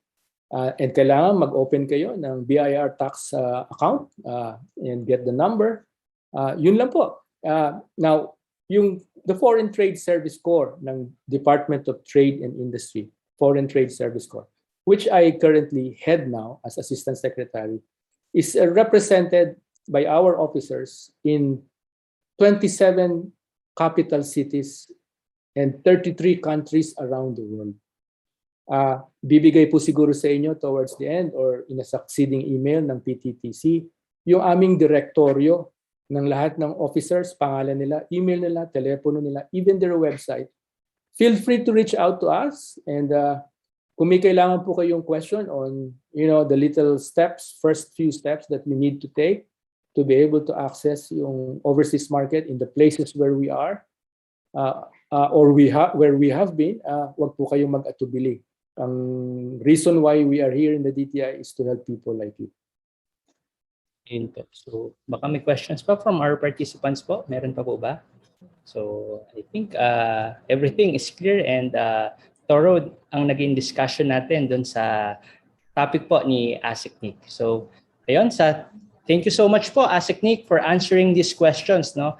I am sure po that a lot of our viewers today learned so much about export. At of course, sabi nga, maraming salamat po sa pagbibigay at pagbabahagi ng inyong expertise sa laraang ito. So, kung may mga katanungan po sa ating audience, feel free lang po na put it in the chat box po. Go ahead, Ms. Erica. Alright. So, while waiting po sa mga questions ng ating MSMEs, no? Bago po tayo mag-proceed sa pagbibigay ng sertipiko, baka meron po kayong maikling mensahe, Asik Nick, para sa ating mga MSMEs? Thank you. Thank you, George. Thank you, Erica. You've been very good, excellent moderators. Next time siguro, gawin nating Mount Mayon yung nasa likod natin. Sa DTI, si Secretary Ramon Lopez is spearheading what yung program we call Go Local, Buy Local. I think to some extent that applies to everything we do. Now, for our MSME exporters, palagi ko pong sinasabi, exporting is an aspiration. Pero yung domestic sales is important. It's a stepping stone towards you acquiring yung familiarity, yung savviness, kumbaga, kailangan natin towards handling yung international finance and international trade. I always tell MSMEs who would consult, sasabihin ko, don't rush immediately towards exporting. Subukan nyo muna pong magbenta domestic market. It's a huge market, 108. Para daanan nyo muna yung pain points on packaging, on selecting people, retaining people, getting the services of yung transport, learning yung financing before you do export. Kasi medyo expensive po na subukan na exporting and then only to decide to withdraw next time, no? The other pagkatapos ng isang try. It's expensive and traumatic. So do not come and start exporting when you're unprepared. Mag-practice tayo domestically because it's our own market. Dapat alam natin, and it will teach us not only yung fundamentals of doing business, but also it will familiarize us with the network ng government bureaucracy that is there to help you. Once familiar na kayo, down to face and names, then maybe you can start exporting and use the same people, connect with the same people, ask to help you in your next step, next endeavor. Salamat po ng marami. Natutuwa ako at binigyan niyo ako ng opportunity na makausap ang ating mga MSMEs. Thank you. Thank you po sa inyong mensahe, Asek Nick. No? I'm sure yung mga MSMEs natin ay na-take down notes, yung mga dapat nilang gawin. At of course, na-consider po nila, no? Or yung, kumbaga, little steps talaga siya. So you get to know the market kapag talagang nasa-start tayo. No? So little steps po, no? According kay Asek Nick, and eventually, pwede na tayo mag-export kapag alam na natin yung mga pasikot-sikot. With that po, Sir George. Yun po, Asik Nick, muli maraming salamat po, Asik Nick Bautista, sa pagbibigay ng oras at pagsama sa amin ngayong araw po na ito. Tiyak na maraming nalaman, natutunan at naintindihan ang mga MSMEs na nanonood sa atin ngayon. Kagaya nga po ng nabanggit niyo sa amin, no, lubos nating ikinagagalak na may matulungan tayong MSMEs in terms of export. Maraming salamat po sa pagbabahagi ng inyong expertise at experiences sa ating mga manonood ngayong araw. Mabuhay po kayo at sana ay dumami pa ang mga katulad ninyong may puso sa serbisyong bayan. Bilang pasasalamat po ng PTTC sa inyong partisipasyon, iginagawad po namin ang sertipikong ito. So the DTI Philippine Trade Training Center Global MSME Academy 25th National Exporters Week 2021 Export Experts. This certificate of appreciation is hereby awarded to Asek Nicanor S. Bautista for sharing his invaluable insights, experiences, and expertise with the participants of the training entitled Delay of the Export, Land Understanding Cultures in the International Markets, conducted on 1 December 2021, signed by our Executive Director, Nelenita Endeliera. Maraming salamat po ulit sa inyo, Asek Nick. Thank you. Salamat. Salamat. All right, so thank you very much po. No? So I think we now go to the next part of our program, Ms. Erica. No? So ayan, thank you very much po sa mga participants din natin na tumutok at of course nagbahagi po ng kanilang mga katanungan sa discussion po ni Asek Nick. Okay po. Ayan po. Up next po is the topic titled Guidance from the Owner of the Philippines' First Online Tech Devices Store on how they can, as MSMEs, join the growing e-commerce stores. This will be discussed by another research speaker. She is the founder, CEO, and president of www.kimstore.com, the Philippines' first and largest e-commerce shopping store for tech and electronics. Established in 2006, she is currently working on helping the Filipinos achieve the digital lifestyle that they aspire to be, providing affordable and high-quality consumer electronic products and innovation. She has spent almost 15 years of experience in e-commerce, marketing, and entrepreneurship, and has mastered the art of online selling. She graduated with a bachelor's degree in marketing management from De La Salle University and has won in several award-giving bodies in entrepreneurship such as Go Negosyo, Be the Boss of E-commerce by PLDT, and Rappler. Mansmith and Fielder's Young Market Master's Award in Entrepreneurship Marketing. She is also currently a fellow in 2021 Alibaba Netpreneur Training Online Program. Our dear MSMEs, let us all welcome and watch the video of Ms. Kim Lato. Hi everyone, I am Kim Lato, the founder and CEO of Kimstore.com, the Philippines' largest and longest running e-commerce store. My company's mission is to bring the Filipinos closer to the digital lifestyle that they aspire. Today, I'll be talking about hypergrowth and demand generation as your guidance if you want to grow your business online, especially for the micro, small, and medium enterprises. First, let us define what these two technical words mean. According to ideamotive.co, the World Economic Forum defines hypergrowth as the phase of startup expansion, where a company is maintaining an average annual growth of at least 40% for more than 1 year. This state usually doesn't occur by accident, but a product of sustained, deliberate effort driven by a comprehensive growth strategy that involves business transformation and restructuring. In order to achieve this, you need to define your company's scalability through a repeatable business model that can be easily recreated in different geographical locations, and technology which can help you succeed further by automating your process. Before getting to the state of hypergrowth, you need first to define the 5 elements in your business. 1. Know your interests and what you love doing. When I was just starting Kimstore, my interests and hobbies are blogging and photography. One night, I was just looking for a particular camera lens at Amazon, and I realized Amazon that time wasn't shipping in the Philippines, and that became a eureka moment. So I looked for suppliers and sold electronic devices through my Multiply account. 2, you should know your target market. It's important to know your target market before scaling, so you know that you are targeting the right market for your products, and you won't be wasting time and effort in marketing your products. Third, it's very imperative that you should know your products and services. Know your purpose. Every business has its own mission, vision, and core values. Reinvent yourself. Always be nimble and agile. Once you are ready and your startup is already stable, it's now time for hypergrowth. Know your brand story. Knowing your brand story and writing the correct content will eventually attract the right customers to your online platforms. Your brand story should find the right balance of telling your customers on how your product or brand will fulfill their needs and wants. Through these efforts, you are giving your customers a reason to care and listen. 2, define your USP. Your unique selling proposition is your so what.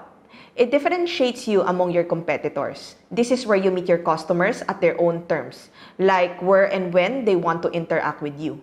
But you need to ensure that there's authenticity and relevancy as you communicate your USP to your customers. 3, know your conversion metrics.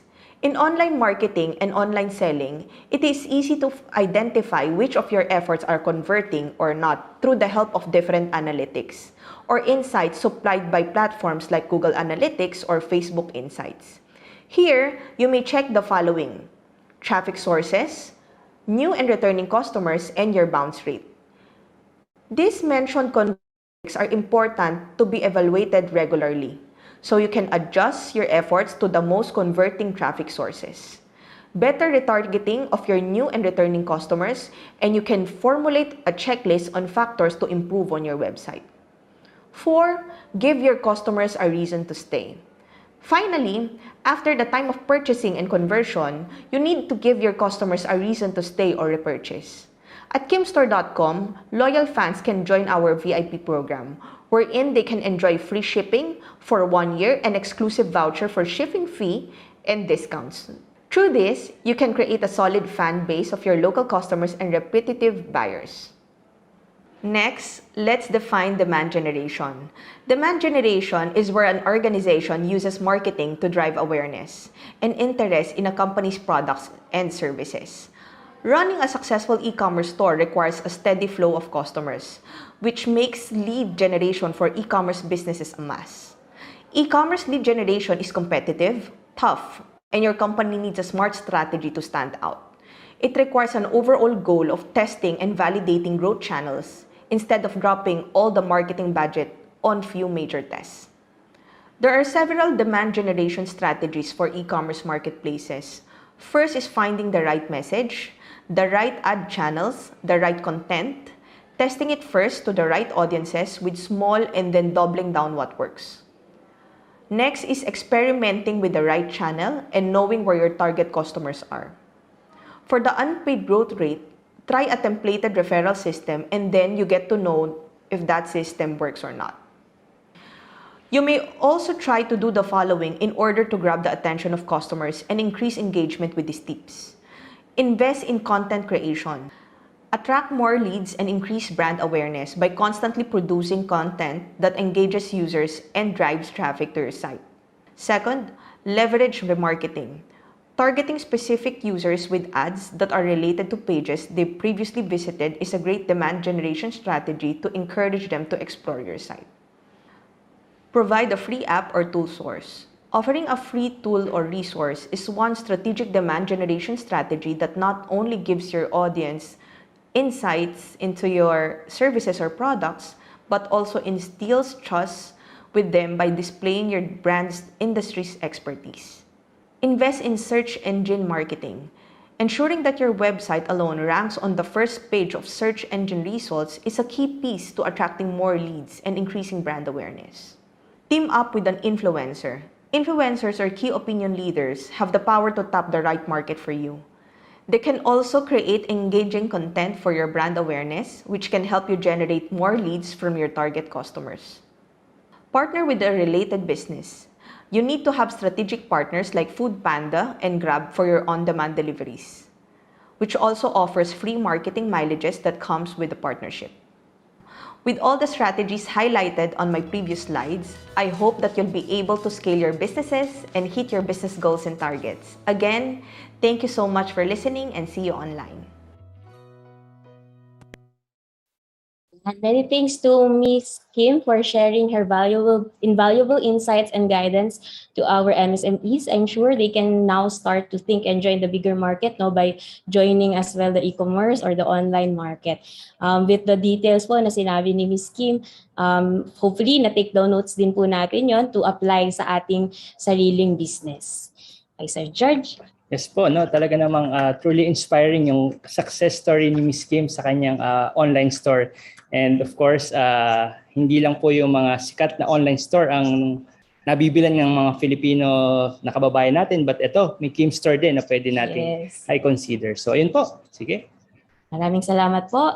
With that po, please stay tuned and watch these videos. Salamat po.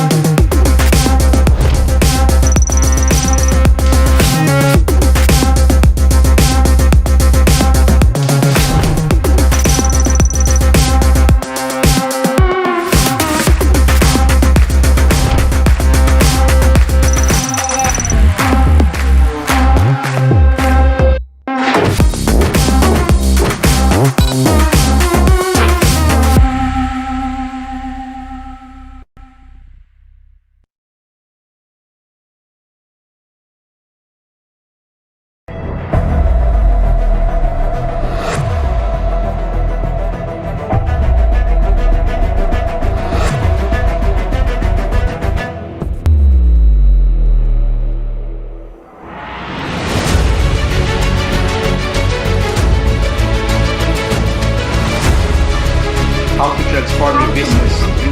Our team is the one that kayo takes sa care of mundo. Maraming salamat.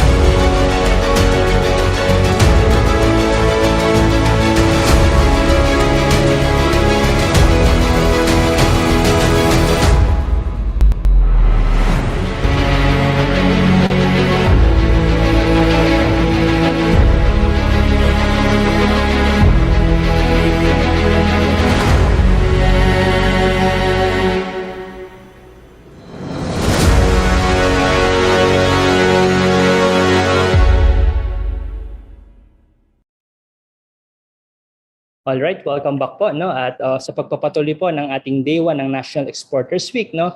We now go to the next topic po. Now, proceeding to the next topic, ang title po nito, How the Ordinary Filipino Can Be Included in the Philippines Map of Micro and Small Enterprises Industry. And our resource speaker, tiyak po, kilala po ito na nakararami sa atin, no? Isa po siyang renowned actor and nationalist. Si Mr. Robin Padilla po recognizes the role of MSMEs towards economic recovery, especially at this time of pandemic. Referred to as utol ng mga MSME, Robin has been lending his voice and his platform. Brand RP to promote micro, small, and medium enterprises. Since 2018 po, Mr. Robin Padilla has firmed up his role in the promotion of not just MSMEs, but Filipino products, craftsmanships, and values through Brand Pilipinas movement. He also hosts po the Sunday program Unlad Kaagapay sa Hanap Buhay and at 25, which brings him up close and personal with different MSMEs across different industries. Right now po, Mr. Robin Padilla continues to move forward with his advocacy to uphold the tenet of Digital Pilipinas, which pertains to taking up Filipino MSMEs, and Mr. Robin Padilla also campaigns for borderless and seamless trade among Filipino MSMEs through his support for the Business Without Borders Pitch Fest. Let us all please welcome our utol ng MSMEs, Mr. Robin Padilla, for his video message. How can the ordinary Filipino be included in the Philippines map of micro and small enterprises industry? Magandang araw po sa inyong lahat.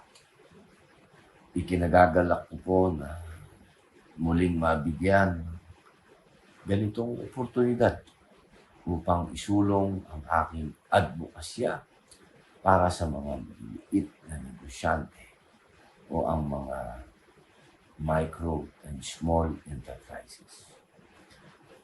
Salamat po sa pag-imbita niyo po sa akin at pagkilala sa kalagayan ng ating mga MSME at mabigyan sila ng pakpak para makipagsabayan sa mga negosyante sa buong mundo.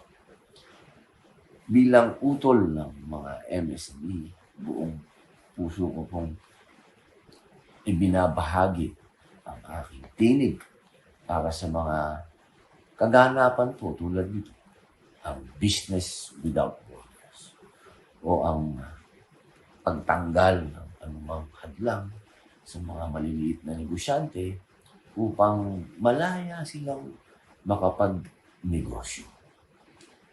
At nabalitaan ko nga po na okasyong ito ay magkakaroon ng Pitch Fest o patimpalak ng mga maliliit na negosyante at ang magwawagi ay mabibigyan ng dagdag kaalaman sa pagnegosyo at ding puhunan bilang premyo.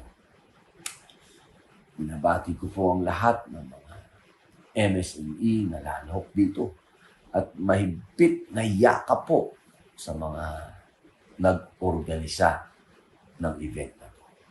Dahil malaking tulong po ito sa ating mga MSME. Kapalad po ako na mula po noong 2018, sa tulong na rin po ni Binibining Amor Maclang ay nabuo namin ang konsepto ng Brand RP o Brand Pilipinas. Hindi ko po maitatatag ito kung hindi ko po mahal ang aking bayan. At ang hangarin ko po ay makatulong sa anumang paraan na kaya kong gawin para umangat po ang kabuhayan ng ating mga mamamayan. Lalo nga po ngayong panahon ng pandemya, ang mga MSME po ay isa sa malalaking masasabi kong naitulong, isang malaking sektor na dapat nating tulungan at gabayan dahil susi po sila sa pagbangon at paglago ng ating ekonomiya.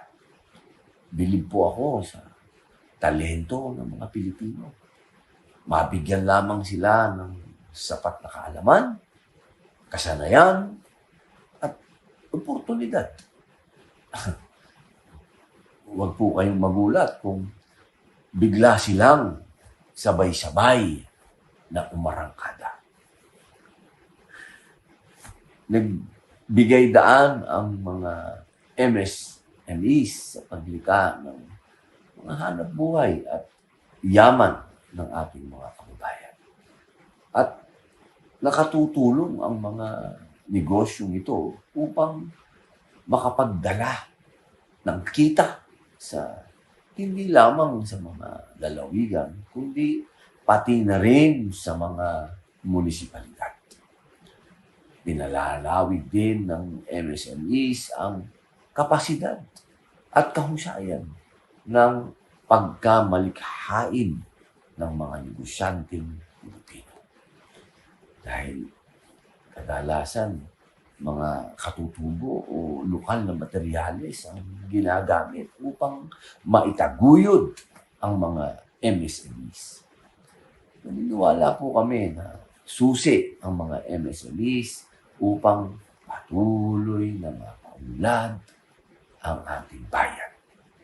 Kaya nararapat lamang na bigyan kayo ng kaukulang pansin at paglaanan ng sapat na suporta at tulong ng iba't ibang mga sektor ng lipunan. Call it destiny. Dahil noong Hulyo 2020 at sa kasagsagan pa rin ng pandemya, naimbitahan po tayo maging host ng programang Unlad Tagapay sa Hanap. Sa Net 25 po ito, kada linggo, 7 o'clock. Dito po ay nabigyan tayo ng pagkakataon na makausap ang mga MSMEs, iba't ibang klase ng negosyante, at lalo pong lumalim ang pag-unawa natin sa kanilang sitwasyon. Mga problema at kung paano tayo posibleng makatulong sa kanila.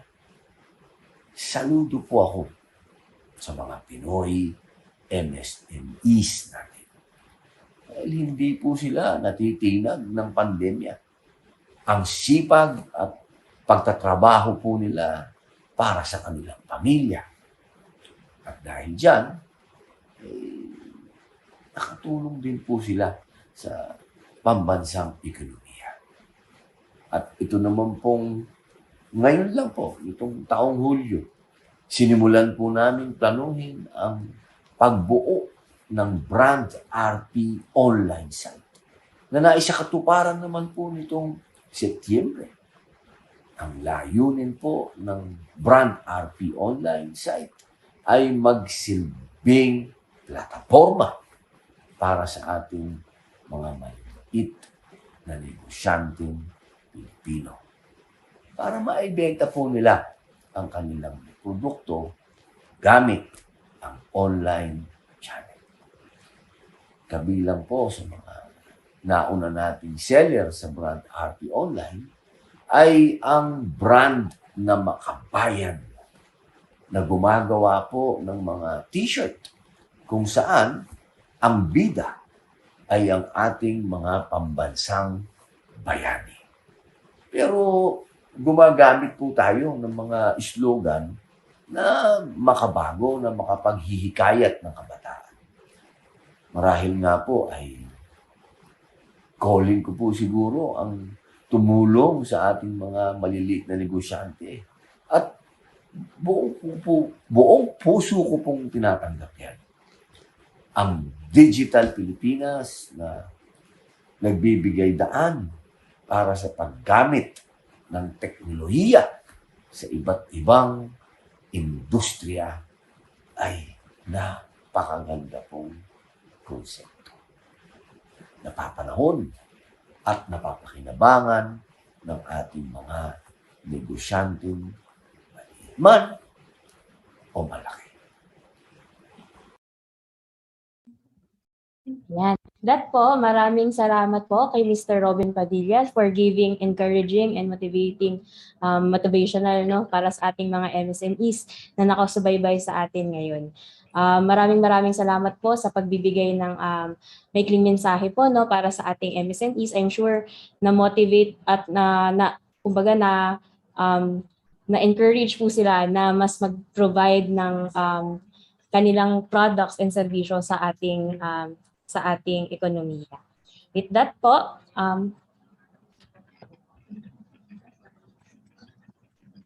with that, we'll continue po dun sa next na resource speaker po natin. No? So, nakakatawa kasi talaga namang parang ito na yata yung last resource speaker natin na magbabahagi ng kanyang mga knowledge, expertise sa ating mga MSMEs. No? So, sige po, Ms. Erica, introduce na po natin ang ating last resource speaker po.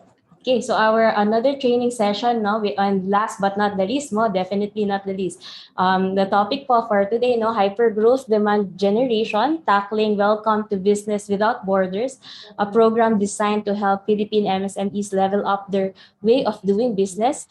Our research speaker for this topic is a globally award-winning brand architect, experienced risk crisis reputation strategist, movement maker, and marketing and communications innovator, an internationally awarded champion of marketing as a force for good. Her projects demonstrate that you can hit your business goals while still doing good for the country. She is the first communications professional in the country to become an ISO 31000 crisis management practitioner, one of the only few professionals ever to be accomplished in both marketing and crisis management. She is the leading communications, marketing, and public relations forerunner in the sphere of digital transformation, blockchain, cryptocurrency, and other emerging technologies. Currently, she serves as the executive director for the FinTech Philippines Association, the largest financial technology trade association in the country. As a champion of technology and financial inclusion, she was the convener of the World FinTech Festival Philippines last December 2020. She co-founded Geyser Maclang, one of the leading PR marketing, communications, public affairs and risk, issues, and crisis management companies in the Philippines. Ladies and gentlemen, let us all welcome Ms. Amor Maclang. Good afternoon po. Good afternoon, ma'am. Hello po. Hello, magandang hapon po sa inyong lahat. Very happy. Konnichiwa. I can see you guys are calling in from Japan. Napaka-inspiring po ng programang ito because really the end goal for all of this is how do we help our MSMEs become business without borders, no? May I just ask Chino to kindly flash the presentation, please? Thank you.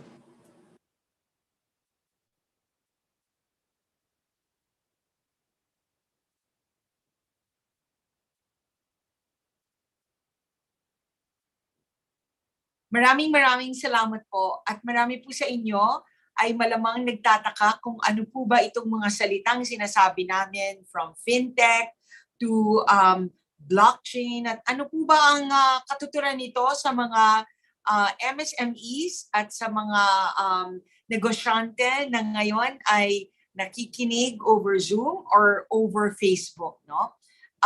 Next slide please. Ang pangalan po ng programa natin ay Business Without Borders. So ang Digital Pilipinas campaign po, imagine ang UN SDG goals, ang mga problema po ng bansa natin, and how they can all be addressed through technology. So halimbawa, alam po natin na kadamihan sa ating mga negosyante or sa ating mga kababayan ay wala pang bank account.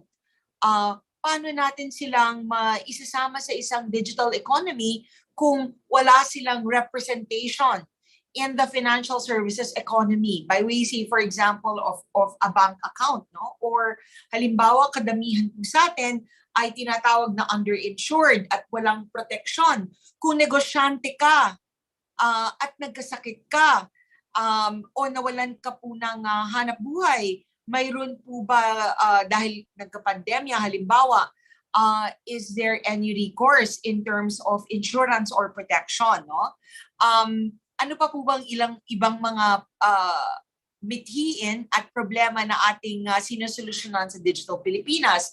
In the case of retail, for example, o sa kadamihan sa mga nanonood ngayon, ang pinakamalaki po nating challenge ay how do we ensure that despite the pandemic ay maaari po tayong mga lakal, magnegosyo outside of our traditional borders. Pag sinabi pong traditional borders, halimbawa ako po ay isang nagtitinda ng chicharon na galing sa Cebu, sa Karkar, di ba? Napakasarap po ng chicharon na galing sa Karkar.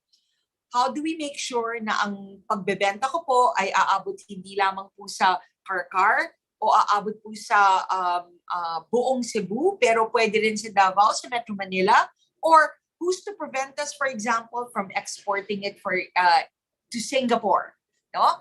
Or to overseas countries. So, yan po talaga yung ating mithiin, no, in a digital economy. There are other pain points related to this. Nakita po natin na tumaas po ang level ng transactions related to digital. As a matter of fact, nung last World FinTech Festival, last December 30, inanunsyo po noon at that time ng GCash na ang kanilang transactions ay nag-breach ng 1 trillion pesos. Sa susunod po na Digital Pilipinas campaign nitong Nobyembre 2021, they just recently announced that they were valued at over $2 billion, making them the first ever duocorn in the country. Now, sa pagtaas ng mga transactions digitally, kadamihan po niyan ay tumataas din ang tinatawag na mga cyber security vulnerabilities. Nakita nyo naman, di ba, na ang daming mga nagsusuputang mga scam, mga nagfe-fake ng ID. So we all have to deal with these tinatawag na mga new challenges, no, brought about by the digitalization in our country.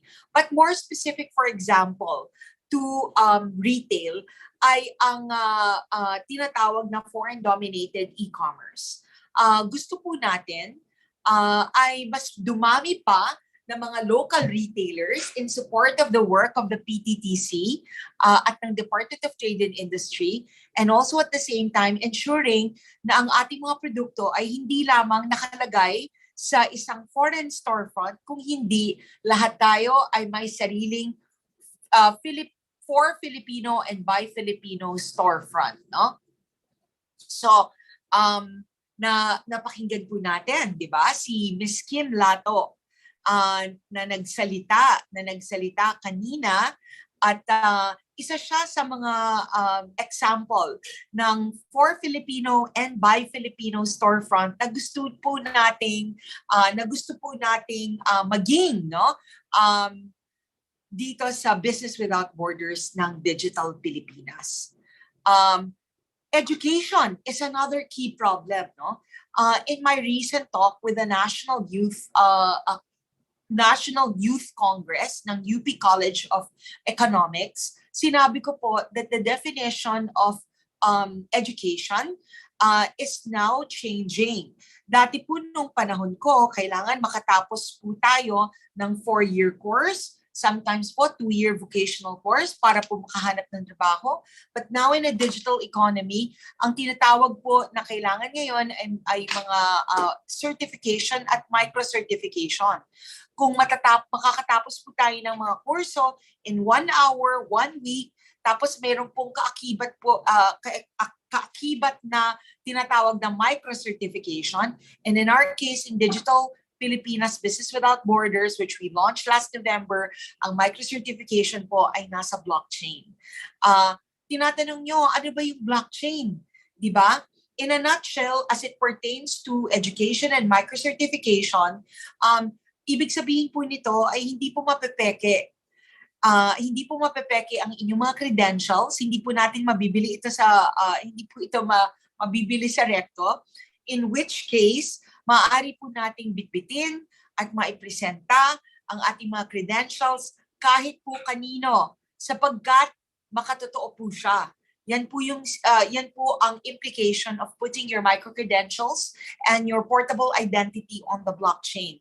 So lahat po na yan, ng mga problemang ito, ay we are trying to endeavor to solve it using technology. Now, next slide please. Ang Digital Pilipinas Movement po ay suportado ng dalawang bansa, ang Government of Singapore through the Monetary Authority of Singapore at ng ating government via the Department of Finance and also at the same time the Department of Trade and Industry. So, priority po talaga nating lahat. At ito po ang ating first run, no, that we just launched last November 11. So parang tinatawag po ito na test and learn or tinatawag po natin na sandbox ang ating execution. But come next year, it's going to be a 365-day advocacy and partnership with the Department of Trade and Industry and via Proxtera. So ito po ang ating mga kaibigan at mga kasama sa Business Without Borders program. Next slide, please. Ang aming pong pakay, no, at ang aming pong objectives dito. Number 1 ay paano po bang maging mapag-aral at makapagbigay ng mga scholarships para sa mga MSMEs po natin. As a matter of fact, we have a Web 3.0 certification that's currently available. And if you would like to avail of that, please do let any of our team members know. Pakilagay po yung inyong email, no? At papadalan po namin kayo ng mga code. Ang training po na ito, makikita nyo kung papaano nag-survive ang kadamihan sa mga MSME sa buong mundo. India, China, Africa, and even Europe, no? Because this is all about benchmarking and exchanging best practices among MSMEs. This year po, meron po tayong 8 priority areas. Business Without Borders, e-commerce and retail is one of our priorities. The second po is the teching up of property and real estate.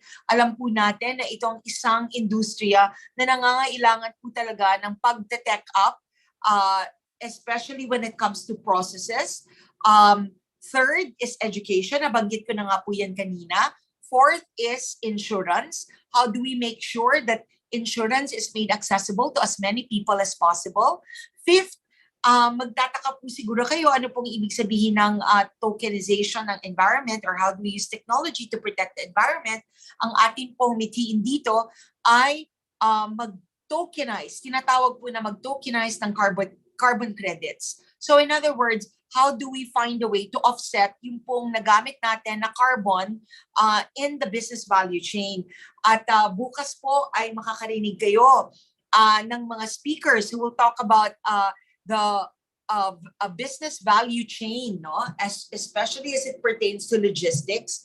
And by putting them on the cloud, tinatawag po na cloud, mas bababa pa po ang carbon footprint ng pagta-transact, no, over e-commerce. Sixth, and this is something that's being championed by Ms. Kim Lato also, is diversity and inclusion.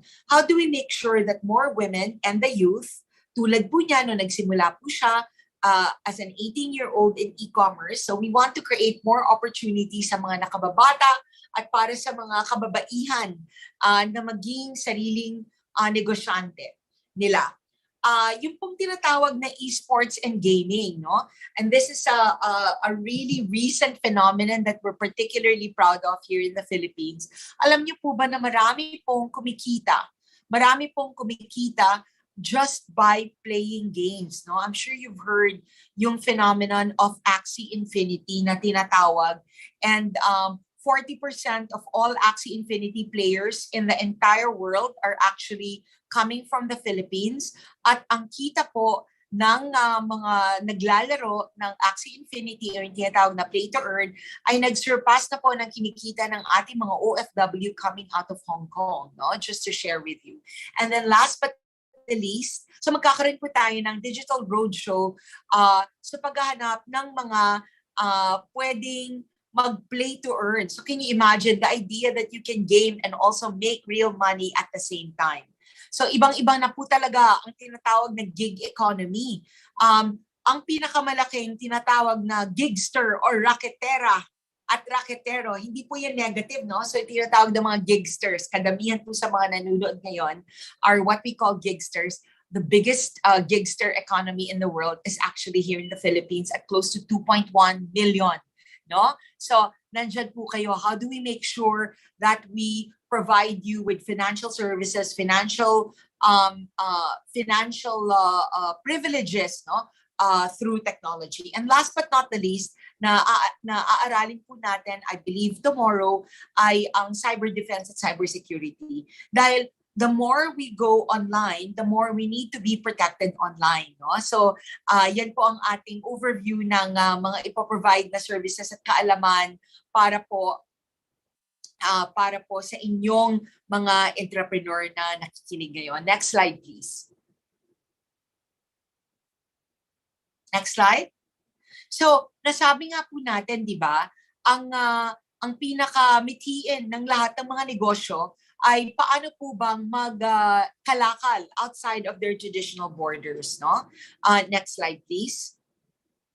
And that's why we built an entire ecosystem for you, presenting our various partners in this advocacy. Kasi po, instead na kayo po ang mag-contact ng mga negosyanteng ito, na some of them will probably have to charge. What we're doing is we're collectivizing all of your needs and making them available to you guys through the PTTC. So napakalaking serbisyo po ng ginagawa para sa atin ng Department of Trade and Industry at ng PTTC. At lahat po ng mga part ng consortium na ito ay maaasahan yung tumulong sa inyo. Alam po natin na on the financing side, anyone from with a ticket of 300,000 and below, pwede po kayong mabigyan ng suporta ng SB Corp.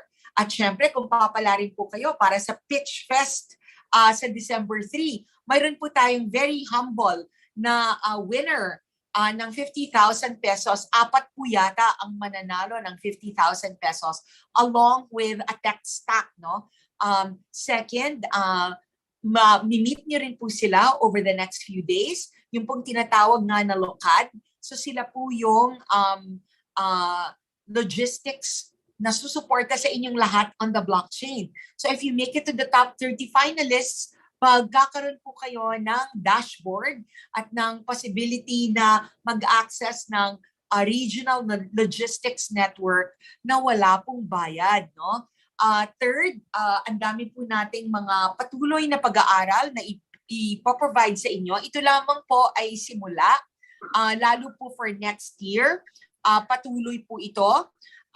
And after this, December 1 to 3, like I said, if you'd like to take on our MSME program, regional MSME program in partnership with Oxygen, the Monetary Authority of Singapore, NUS, that's the National University of Singapore, and the certification is by Affinity of Temasek. Please leave your contact information and reach one of your Business Without Borders partners here. Bibigyan po namin kayo ng code. Ang halaga po ng certification na ito ay $50 which we will waive. Wala po kayong babayaran kung kayo po ay naka-register sa PTTC. Also, ang official digital bank ng bansa natin ay ang OF Bank para po ito sa mga ating OFW at sa kanilang mga pamilya na nandito. Meron po tayong mga sariling programa para sa kanila. Ang tinatawag po na payment gateway ay ang Dragon Pay. Napakalaki po ng naitulong sa atin ng Dragon Pay since 2013. Sila po ang nagpo-provide ng tinatawag na payment gateway para po makatanggap po tayo ng payments in real time and securely, no? Ang Brankas po ay ang ating scholarship patron na tumutulong po sa amin na makapagpaaral ang maraming MSMEs. Yung pong tinatawag natin na scholarship, regional scholarship, is courtesy of Brankas. Ang Proxtera naman po ay isang regional procurement platform na ginawa po ng Monetary Authority of Singapore para kung halimbawa ikaw ay nagtatanim ng kape dito sa Batangas at gusto mong mag-export para sa Vietnam or overseas at hindi mo kilala kung sino yung kausap mo, if you go through this platform, this is a platform that is properly vetted by the MAS at malalaman mo po na ang inyong katrabaho ay malinis at may integrity. Of course, ang DTI at ang PTTC under the tutelage of ED, Nelly Deliera, ay patuloy po na nagte-train. Dati po, no, ang original mandate ng PTTC ay mag-train ng mga exporters. Pero ngayon po, ang ginagawa ng PTTC ay to train all of you to be a business without border.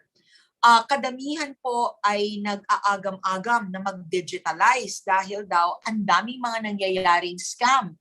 Pero dahil sa suporta ng Secuna, magpo-provide po sila sa mga winners ng ating Pitch Fest ng libreng cybersecurity para sa mga maliliit na negosyo. And of course, narinig po natin ang ating kuya na si Robin Padilla. At sinabi nga po ng ating isa sa mga champion sa Geyser Maklang na si Miss Antiangco, kung si Robin Padilla, kaya niyang mag-digitalize, no? Even at 50 plus years old, kaya niyo din po. Next slide. Next slide, please. So, gaano man kalaki or gaano man pong kaliit ang inyong negosyo, mayroon po tayong programa para sa inyo for 2022, no? So, next slide. So alamin po natin kung nasaan po tayong kategorya dito. Next slide. So to give you this perspective in a nutshell, ngayon po we are finishing the initial training program para po sa mga micro-entrepreneurs at on December 3. Sobrang excited po kami na makinig sa top 15 na mga finalists po natin at apat po sa kanila ay mananalo ng 50,000 pesos at ng technology stack from payment gateway, cybersecurity, education, all the way to logistics on the cloud. Next slide. So, as we wrap up, no, nagpapasalamat po kami. Ayoko po mag-overtime kasi I'm sure marami po tayong mga tanong. I would like to just congratulate the Business Without Borders team led by Ms. Kitsi, and also, of course, ng Digital Pilipinas, also Ms. Executive Director Nelly Deliera, and Deputy Director Fe.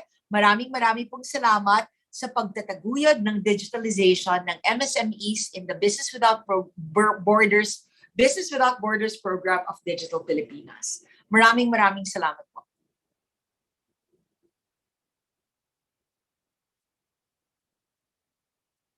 All right, no? Many thanks po to Ms. Amor Maclang for the thorough discussion of the program designed to help our MSMEs to level up their way of doing business. I am sure po that they have learned a lot and they will use their learning to grow their business. Para po sa ating mga ka-MSMEs, baka po may mga katanungan. Ayan, so parang may pumasok na po tayong question kay Ms. Amor, no? Ms. Amor, one of our participants is asking, what will be your advice to MSMEs who are afraid to try and be part of the e-commerce ecosystem? Maraming salamat po, sir. Kadamihan po kasi ng kailangan po natin intindihin kung saan nanggagaling ang mga agam-agam ng ating mga MSMEs, no? And nakita niyo po yung ecosystem, yung tinatawag na ecosystem or mga grupo ng partners na ating pino together with the PTTC. Ano pa ang kailangan mong maging concern? Wala ka bang kapital? Mayroon pong mga loans na pinoprovide ang SB Corp through the Department of Trade and Industry. Alam po natin yan.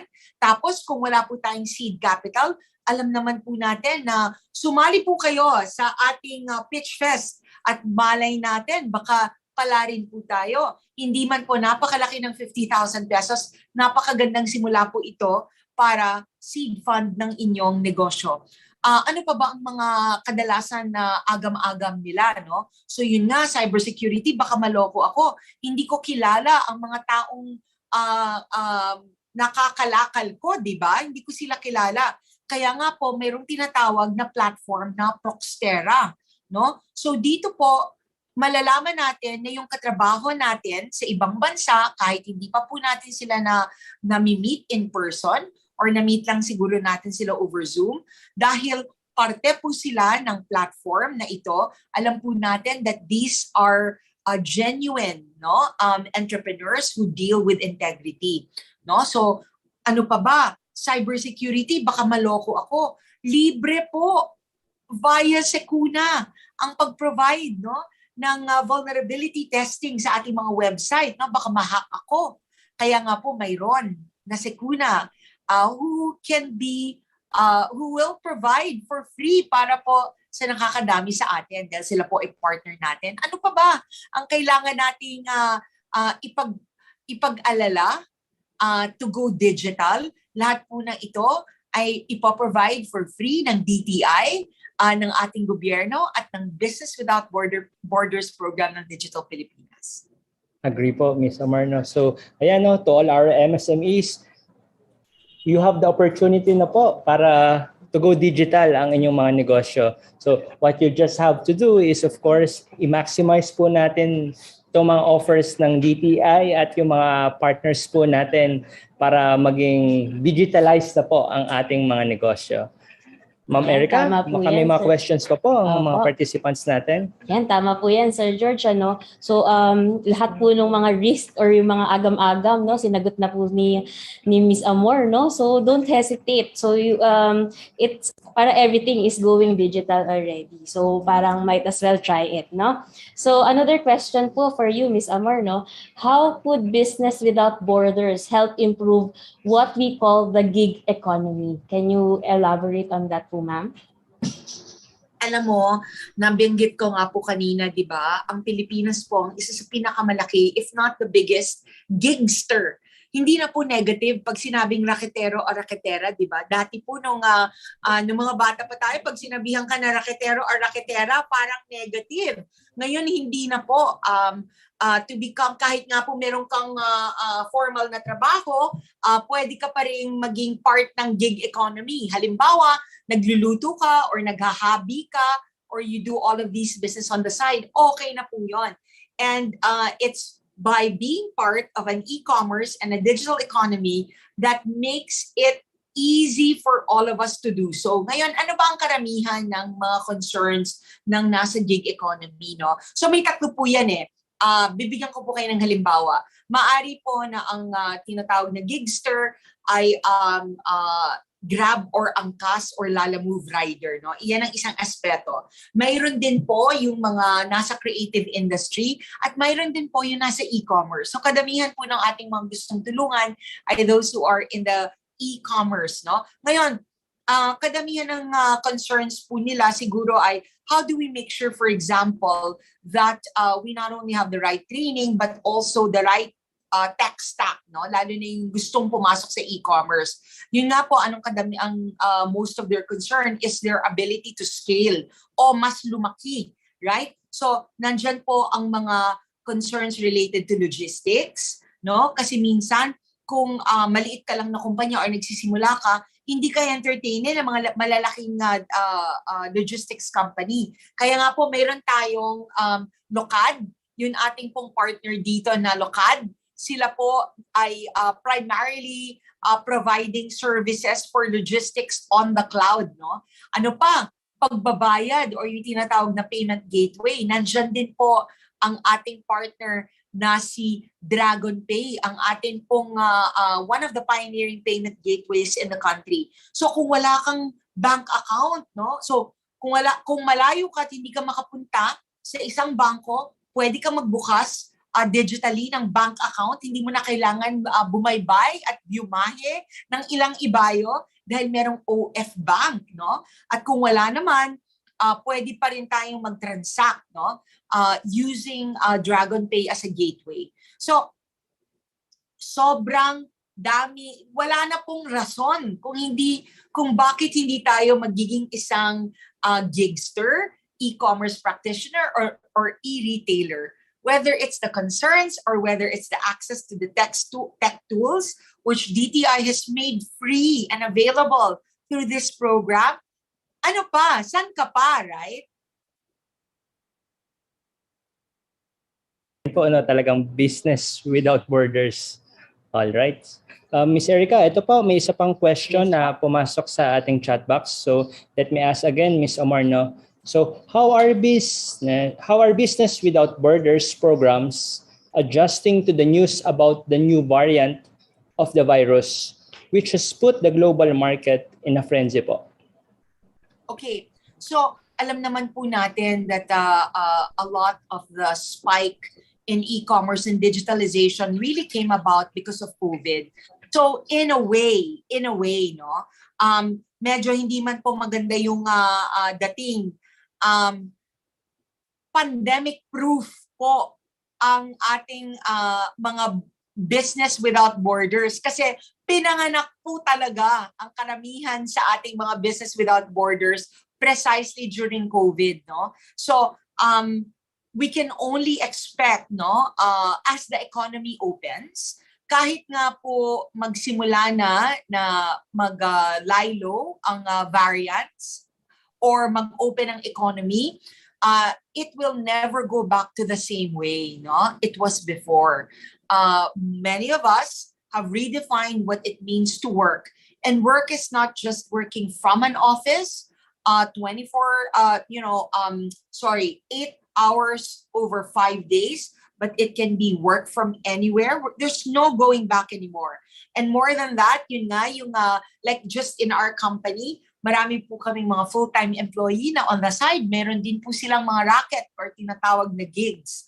And we encourage that, no? We really encourage that. So COVID, in that particular regard, has really done wonders in opening up that aspect of the economy. So confident po ako that we're going to be variant-proof ang business without borders.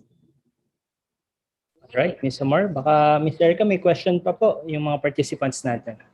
Okay, are there other questions po from our participants? Meron pa po ba from our back end? Okay. So there are Okay. no other questions po, no. For my question na lang po, no, Miss Amor, kasi I'm very interested po dun sa nasabi nyo na e-commerce, tapos we're making diversity including children and women. So don't you think po parang may mga negative connotation or ano po yun, parang naiisip, no, kapag sinabing esports or gaming or yung tinatawag natin yung play to earn nga po. So paano po kaya yun? No problem, no? So it really is, I have to remind all of us that technology is really redefining the way we do work, business, and overall creation of value. No? So I don't want to get too technical about it, pero halimbawa, pag sinabi mong pera is basically that paper money, yung tinatawag na fiat, is basically your way by which you can transfer value. Halimbawa, gusto kitang bigyan ng pagpapahalaga, no? I want to transfer value from me to you. I can probably give you 100 pesos. But, you know, the money causes friction, right? So halimbawa, ang 100 pesos mo, pag pinapalit mo siya into dollars, bumababa yung value, no? Nagbumababa siya. Biglang pagpalit sa'yo, 98 pesos na lang, etc. There are other mechanisms and tools using technology, no? Like for example, crypto. No? Crypto is actually predicated on a technology called blockchain, which is basically very hard to trick or very hard to foolproof, no? So yun yung tinatawag na halimbawa Bitcoin or Ethereum. Hindi lahat ng coins, hindi lahat ng cryptocurrency ay useful for us. In the same way na hindi lahat ng pera, right, may value para sa atin. Ganun lang yun. Ganun yung kailangang isipin. O, halimbawa, kung bibigyan kita ng Venezuela na money over US dollar, ano ang pipiliin mo? Sige nga, ma'am and sir, US dollar, di ba? Kasi maraming gumagamit nun. Pero hindi ibig sabihin na yung pera ng Venezuela ay pekeng pera.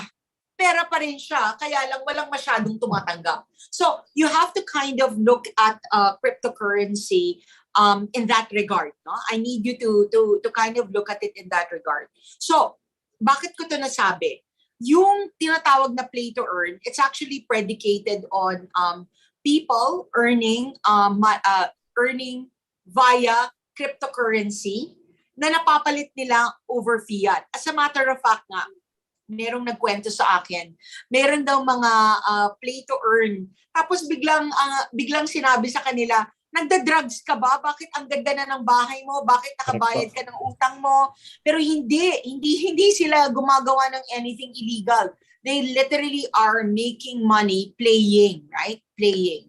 Hindi yan sugal or anything, they are playing. So it's redefining what we mean by work.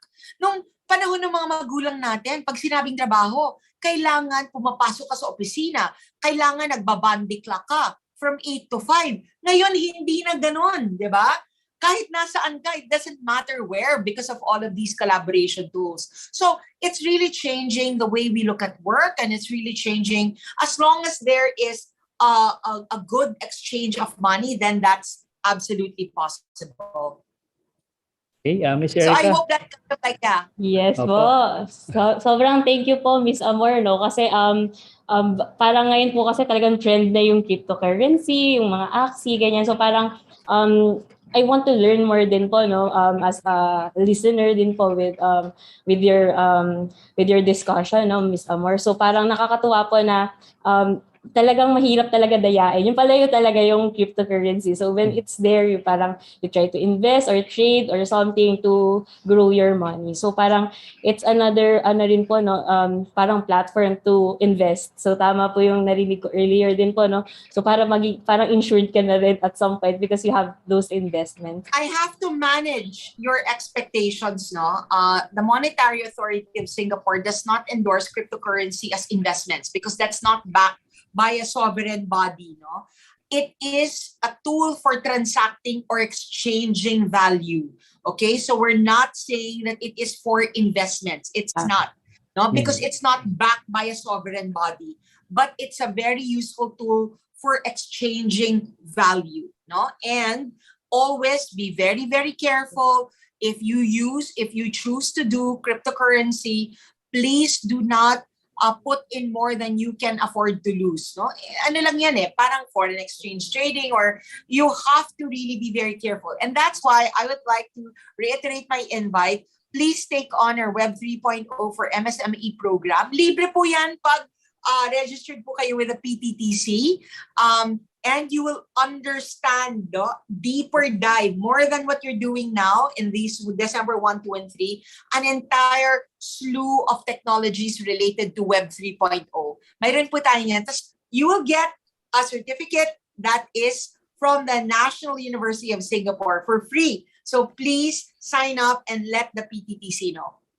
Alright, ang daming offers ni Ms. Amor, no? So talaga naman, sa ating mga MSMEs, grab na po natin itong opportunity na to, no? So malaking tulong po ito sa atin. Yes po, nakakatuwa rin pong marami po kaming natutunan talaga, Ms. Amor, no? With this kind of parang yung tool nga siya. So parang ngayon po naliliwanagan na rin po. I'm sure everyone din po na nag-view sa atin ngayon ay parang nagiging clear na rin po what is this, why is it new, and etc. etc. And we're so happy po na you can answer everything clearly po.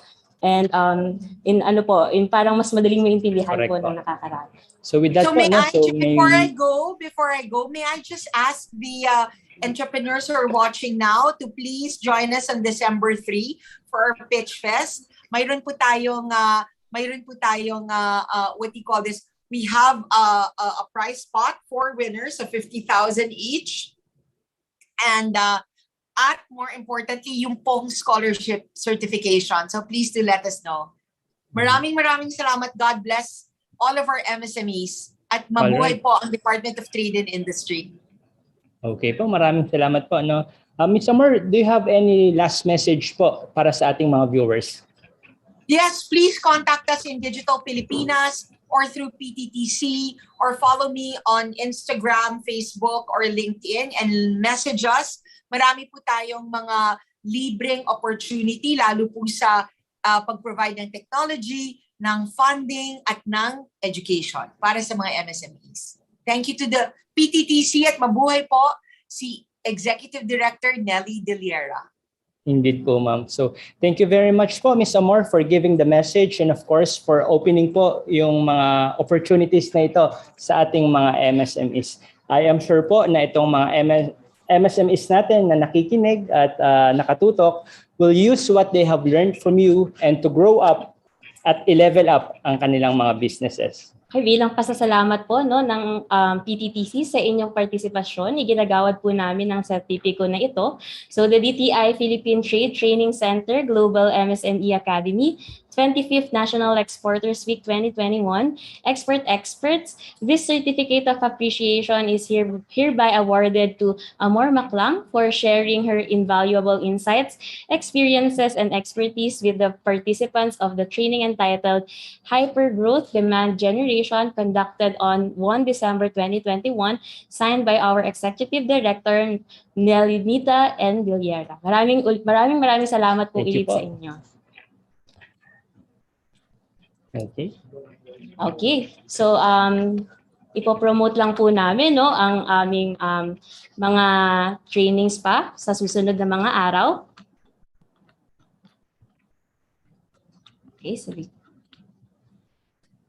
Okay, so with that po, here are some announcements. Please do attend the trainings on December 2 and 3. The training for tomorrow highlights money, fintech, and cybersecurity. We also have 4 trainings. First is the training titled How MSMEs Can Benefit from Open Banking and Payments Platforms for Inclusion in the Digital Ecosystem by Tad Switzer, the CEO of Brancas. Also po, we also have the training entitled To Empower MSMEs and Address the Ever-Growing Demand for Digital Payments of the Digital Filipino Market by Robertson Chiang, the founder and CEO of DragonPay. Another is the training titled How MSMEs Can Put Pieces of the Supply Chain Together and Deliver Great Customer Experience the fastest and cost-efficient way. So this will be tackled by Constantine Roberts, the founder and CEO of Lowcat. Ayan po, and of course, last but not the least, Securing MSMEs Through Innovation, which will talk about the Vulnerability Disclosure Program, which is a program that will allow good hackers or users to ethically report security bugs. Again po, good hackers po ito. And add some case study of MSMEs with the problem and outcome of this program by Lanis Hanen, the CEO of Secuna. Po, mga bigate po, talagang kaabang-abang ang magiging talakayan bukas. Kaya po, abangan po namin ulit kayo upang manood at inaanyayahan po namin kayong manood at mag-register po sa aming link. So hindi lang po ito para bukas, Ms. Erica, pati po on December 3. So we have 2 more upcoming mga trainings. Ito nga po yun. So we invite, of course, our MSMEs. Yung mga umattend po ngayon po, pwede pa rin po kayong umattend sa mga upcoming trainings po natin. So ayan, on December 3 naman po, ang tema sa huling araw ay Hack Free Export Community, kasama ang mga resource speaker na sina Campbell Murray, Dr. Andrew Blitt, at Kennedy Kofi. Magkakaroon din po tayo ng awarding and closing remarks, kaya stay tuned sa ating pong YouTube, FB Live, and Zoom. And of course, see you po sa mga future trainings po. And on behalf of the Philippine Trade Training Center Global MSME Academy, we want to extend our heartfelt gratitude to our resource speakers for today, ASEC Nicanor S. Bautista, Ms. Amor Maclang, Ms. Kim Lato, and Mr. Robin Padilla for sharing their time and expertise to our MSMEs. Thank you so much po, of course, to our very own Executive Director, Nelly. The theme behind the scene po, our division, the Business Management Training Services Division, and market team of PTTC. And of course po, dun sa lahat ng mga hardworking and amazing people who work vigorously behind this program. Maraming salamat po sa inyong lahat. This has been your host, Erica Beatriz Juanson, together with George Michael Gozon po from the Philippine Trade Training Center, Global MSME Academy. Muli, isang masagana at magandang hapon sa ating lahat. Mabuhay! And don't forget the hashtags, training for nation building, hashtag export experts, and hashtag National Exporters Week 2021. Thank you everyone and see you in our future trip. Alright po. Naka-flash na rin po ang ating client satisfaction feedback form or link sa inyong mga screen. So don't forget lang po na i-access po ang ating CSF. Also po yung link po will be shared to the chat box para po mas madali po ninyong ma-access, Ayan po. Wag po natin kalimutan sagutan. Hanggang tomorrow lang po ang deadline ng ating CSF.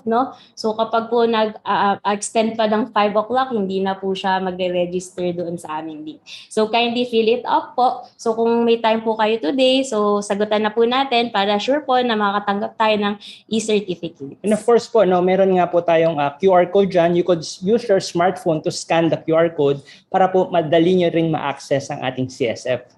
Alright. Okay, with that po, thank you po ulit and see you po tomorrow. Maraming salamat po, magandang hapon at mabuhay po ang mga lahat ng mga MSMEs. Good afternoon po.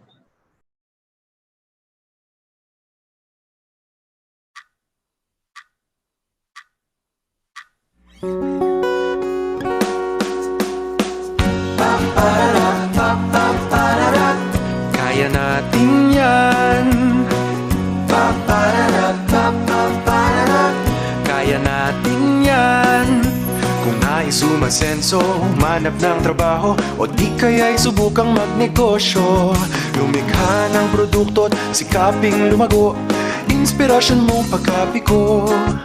Katuwang ng gobyerno sa iyong tagumpay, iisa ang ating hangarin. Pag may abilidad at oportunidad, tiyak na ang lahat ay uunlad. Trabaho, negosyo, kabuhayan, kaya natin yan. Walang iwanan. Go lang ng go mga kaibigan. Trabaho, negosyo, kabuhayan,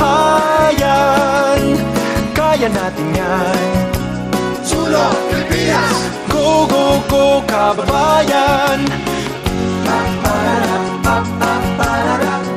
Kaya natin yan. Kaya natin yan. Kayaw magtipid sa iyong mga pangarap. Sige, sige sa pagsisikap. Asenso'y sigurado sa hinaharap, manalig lang palagi sa sarili. Trabaho, negosyo, kabuhayan, kaya natin yan. Walang iwanan, go lang ng go mga kaibigan. Trabaho, negosyo, kabuhayan, kaya natin yan. Sulong Pilipinas! Go, go, go, kababayan!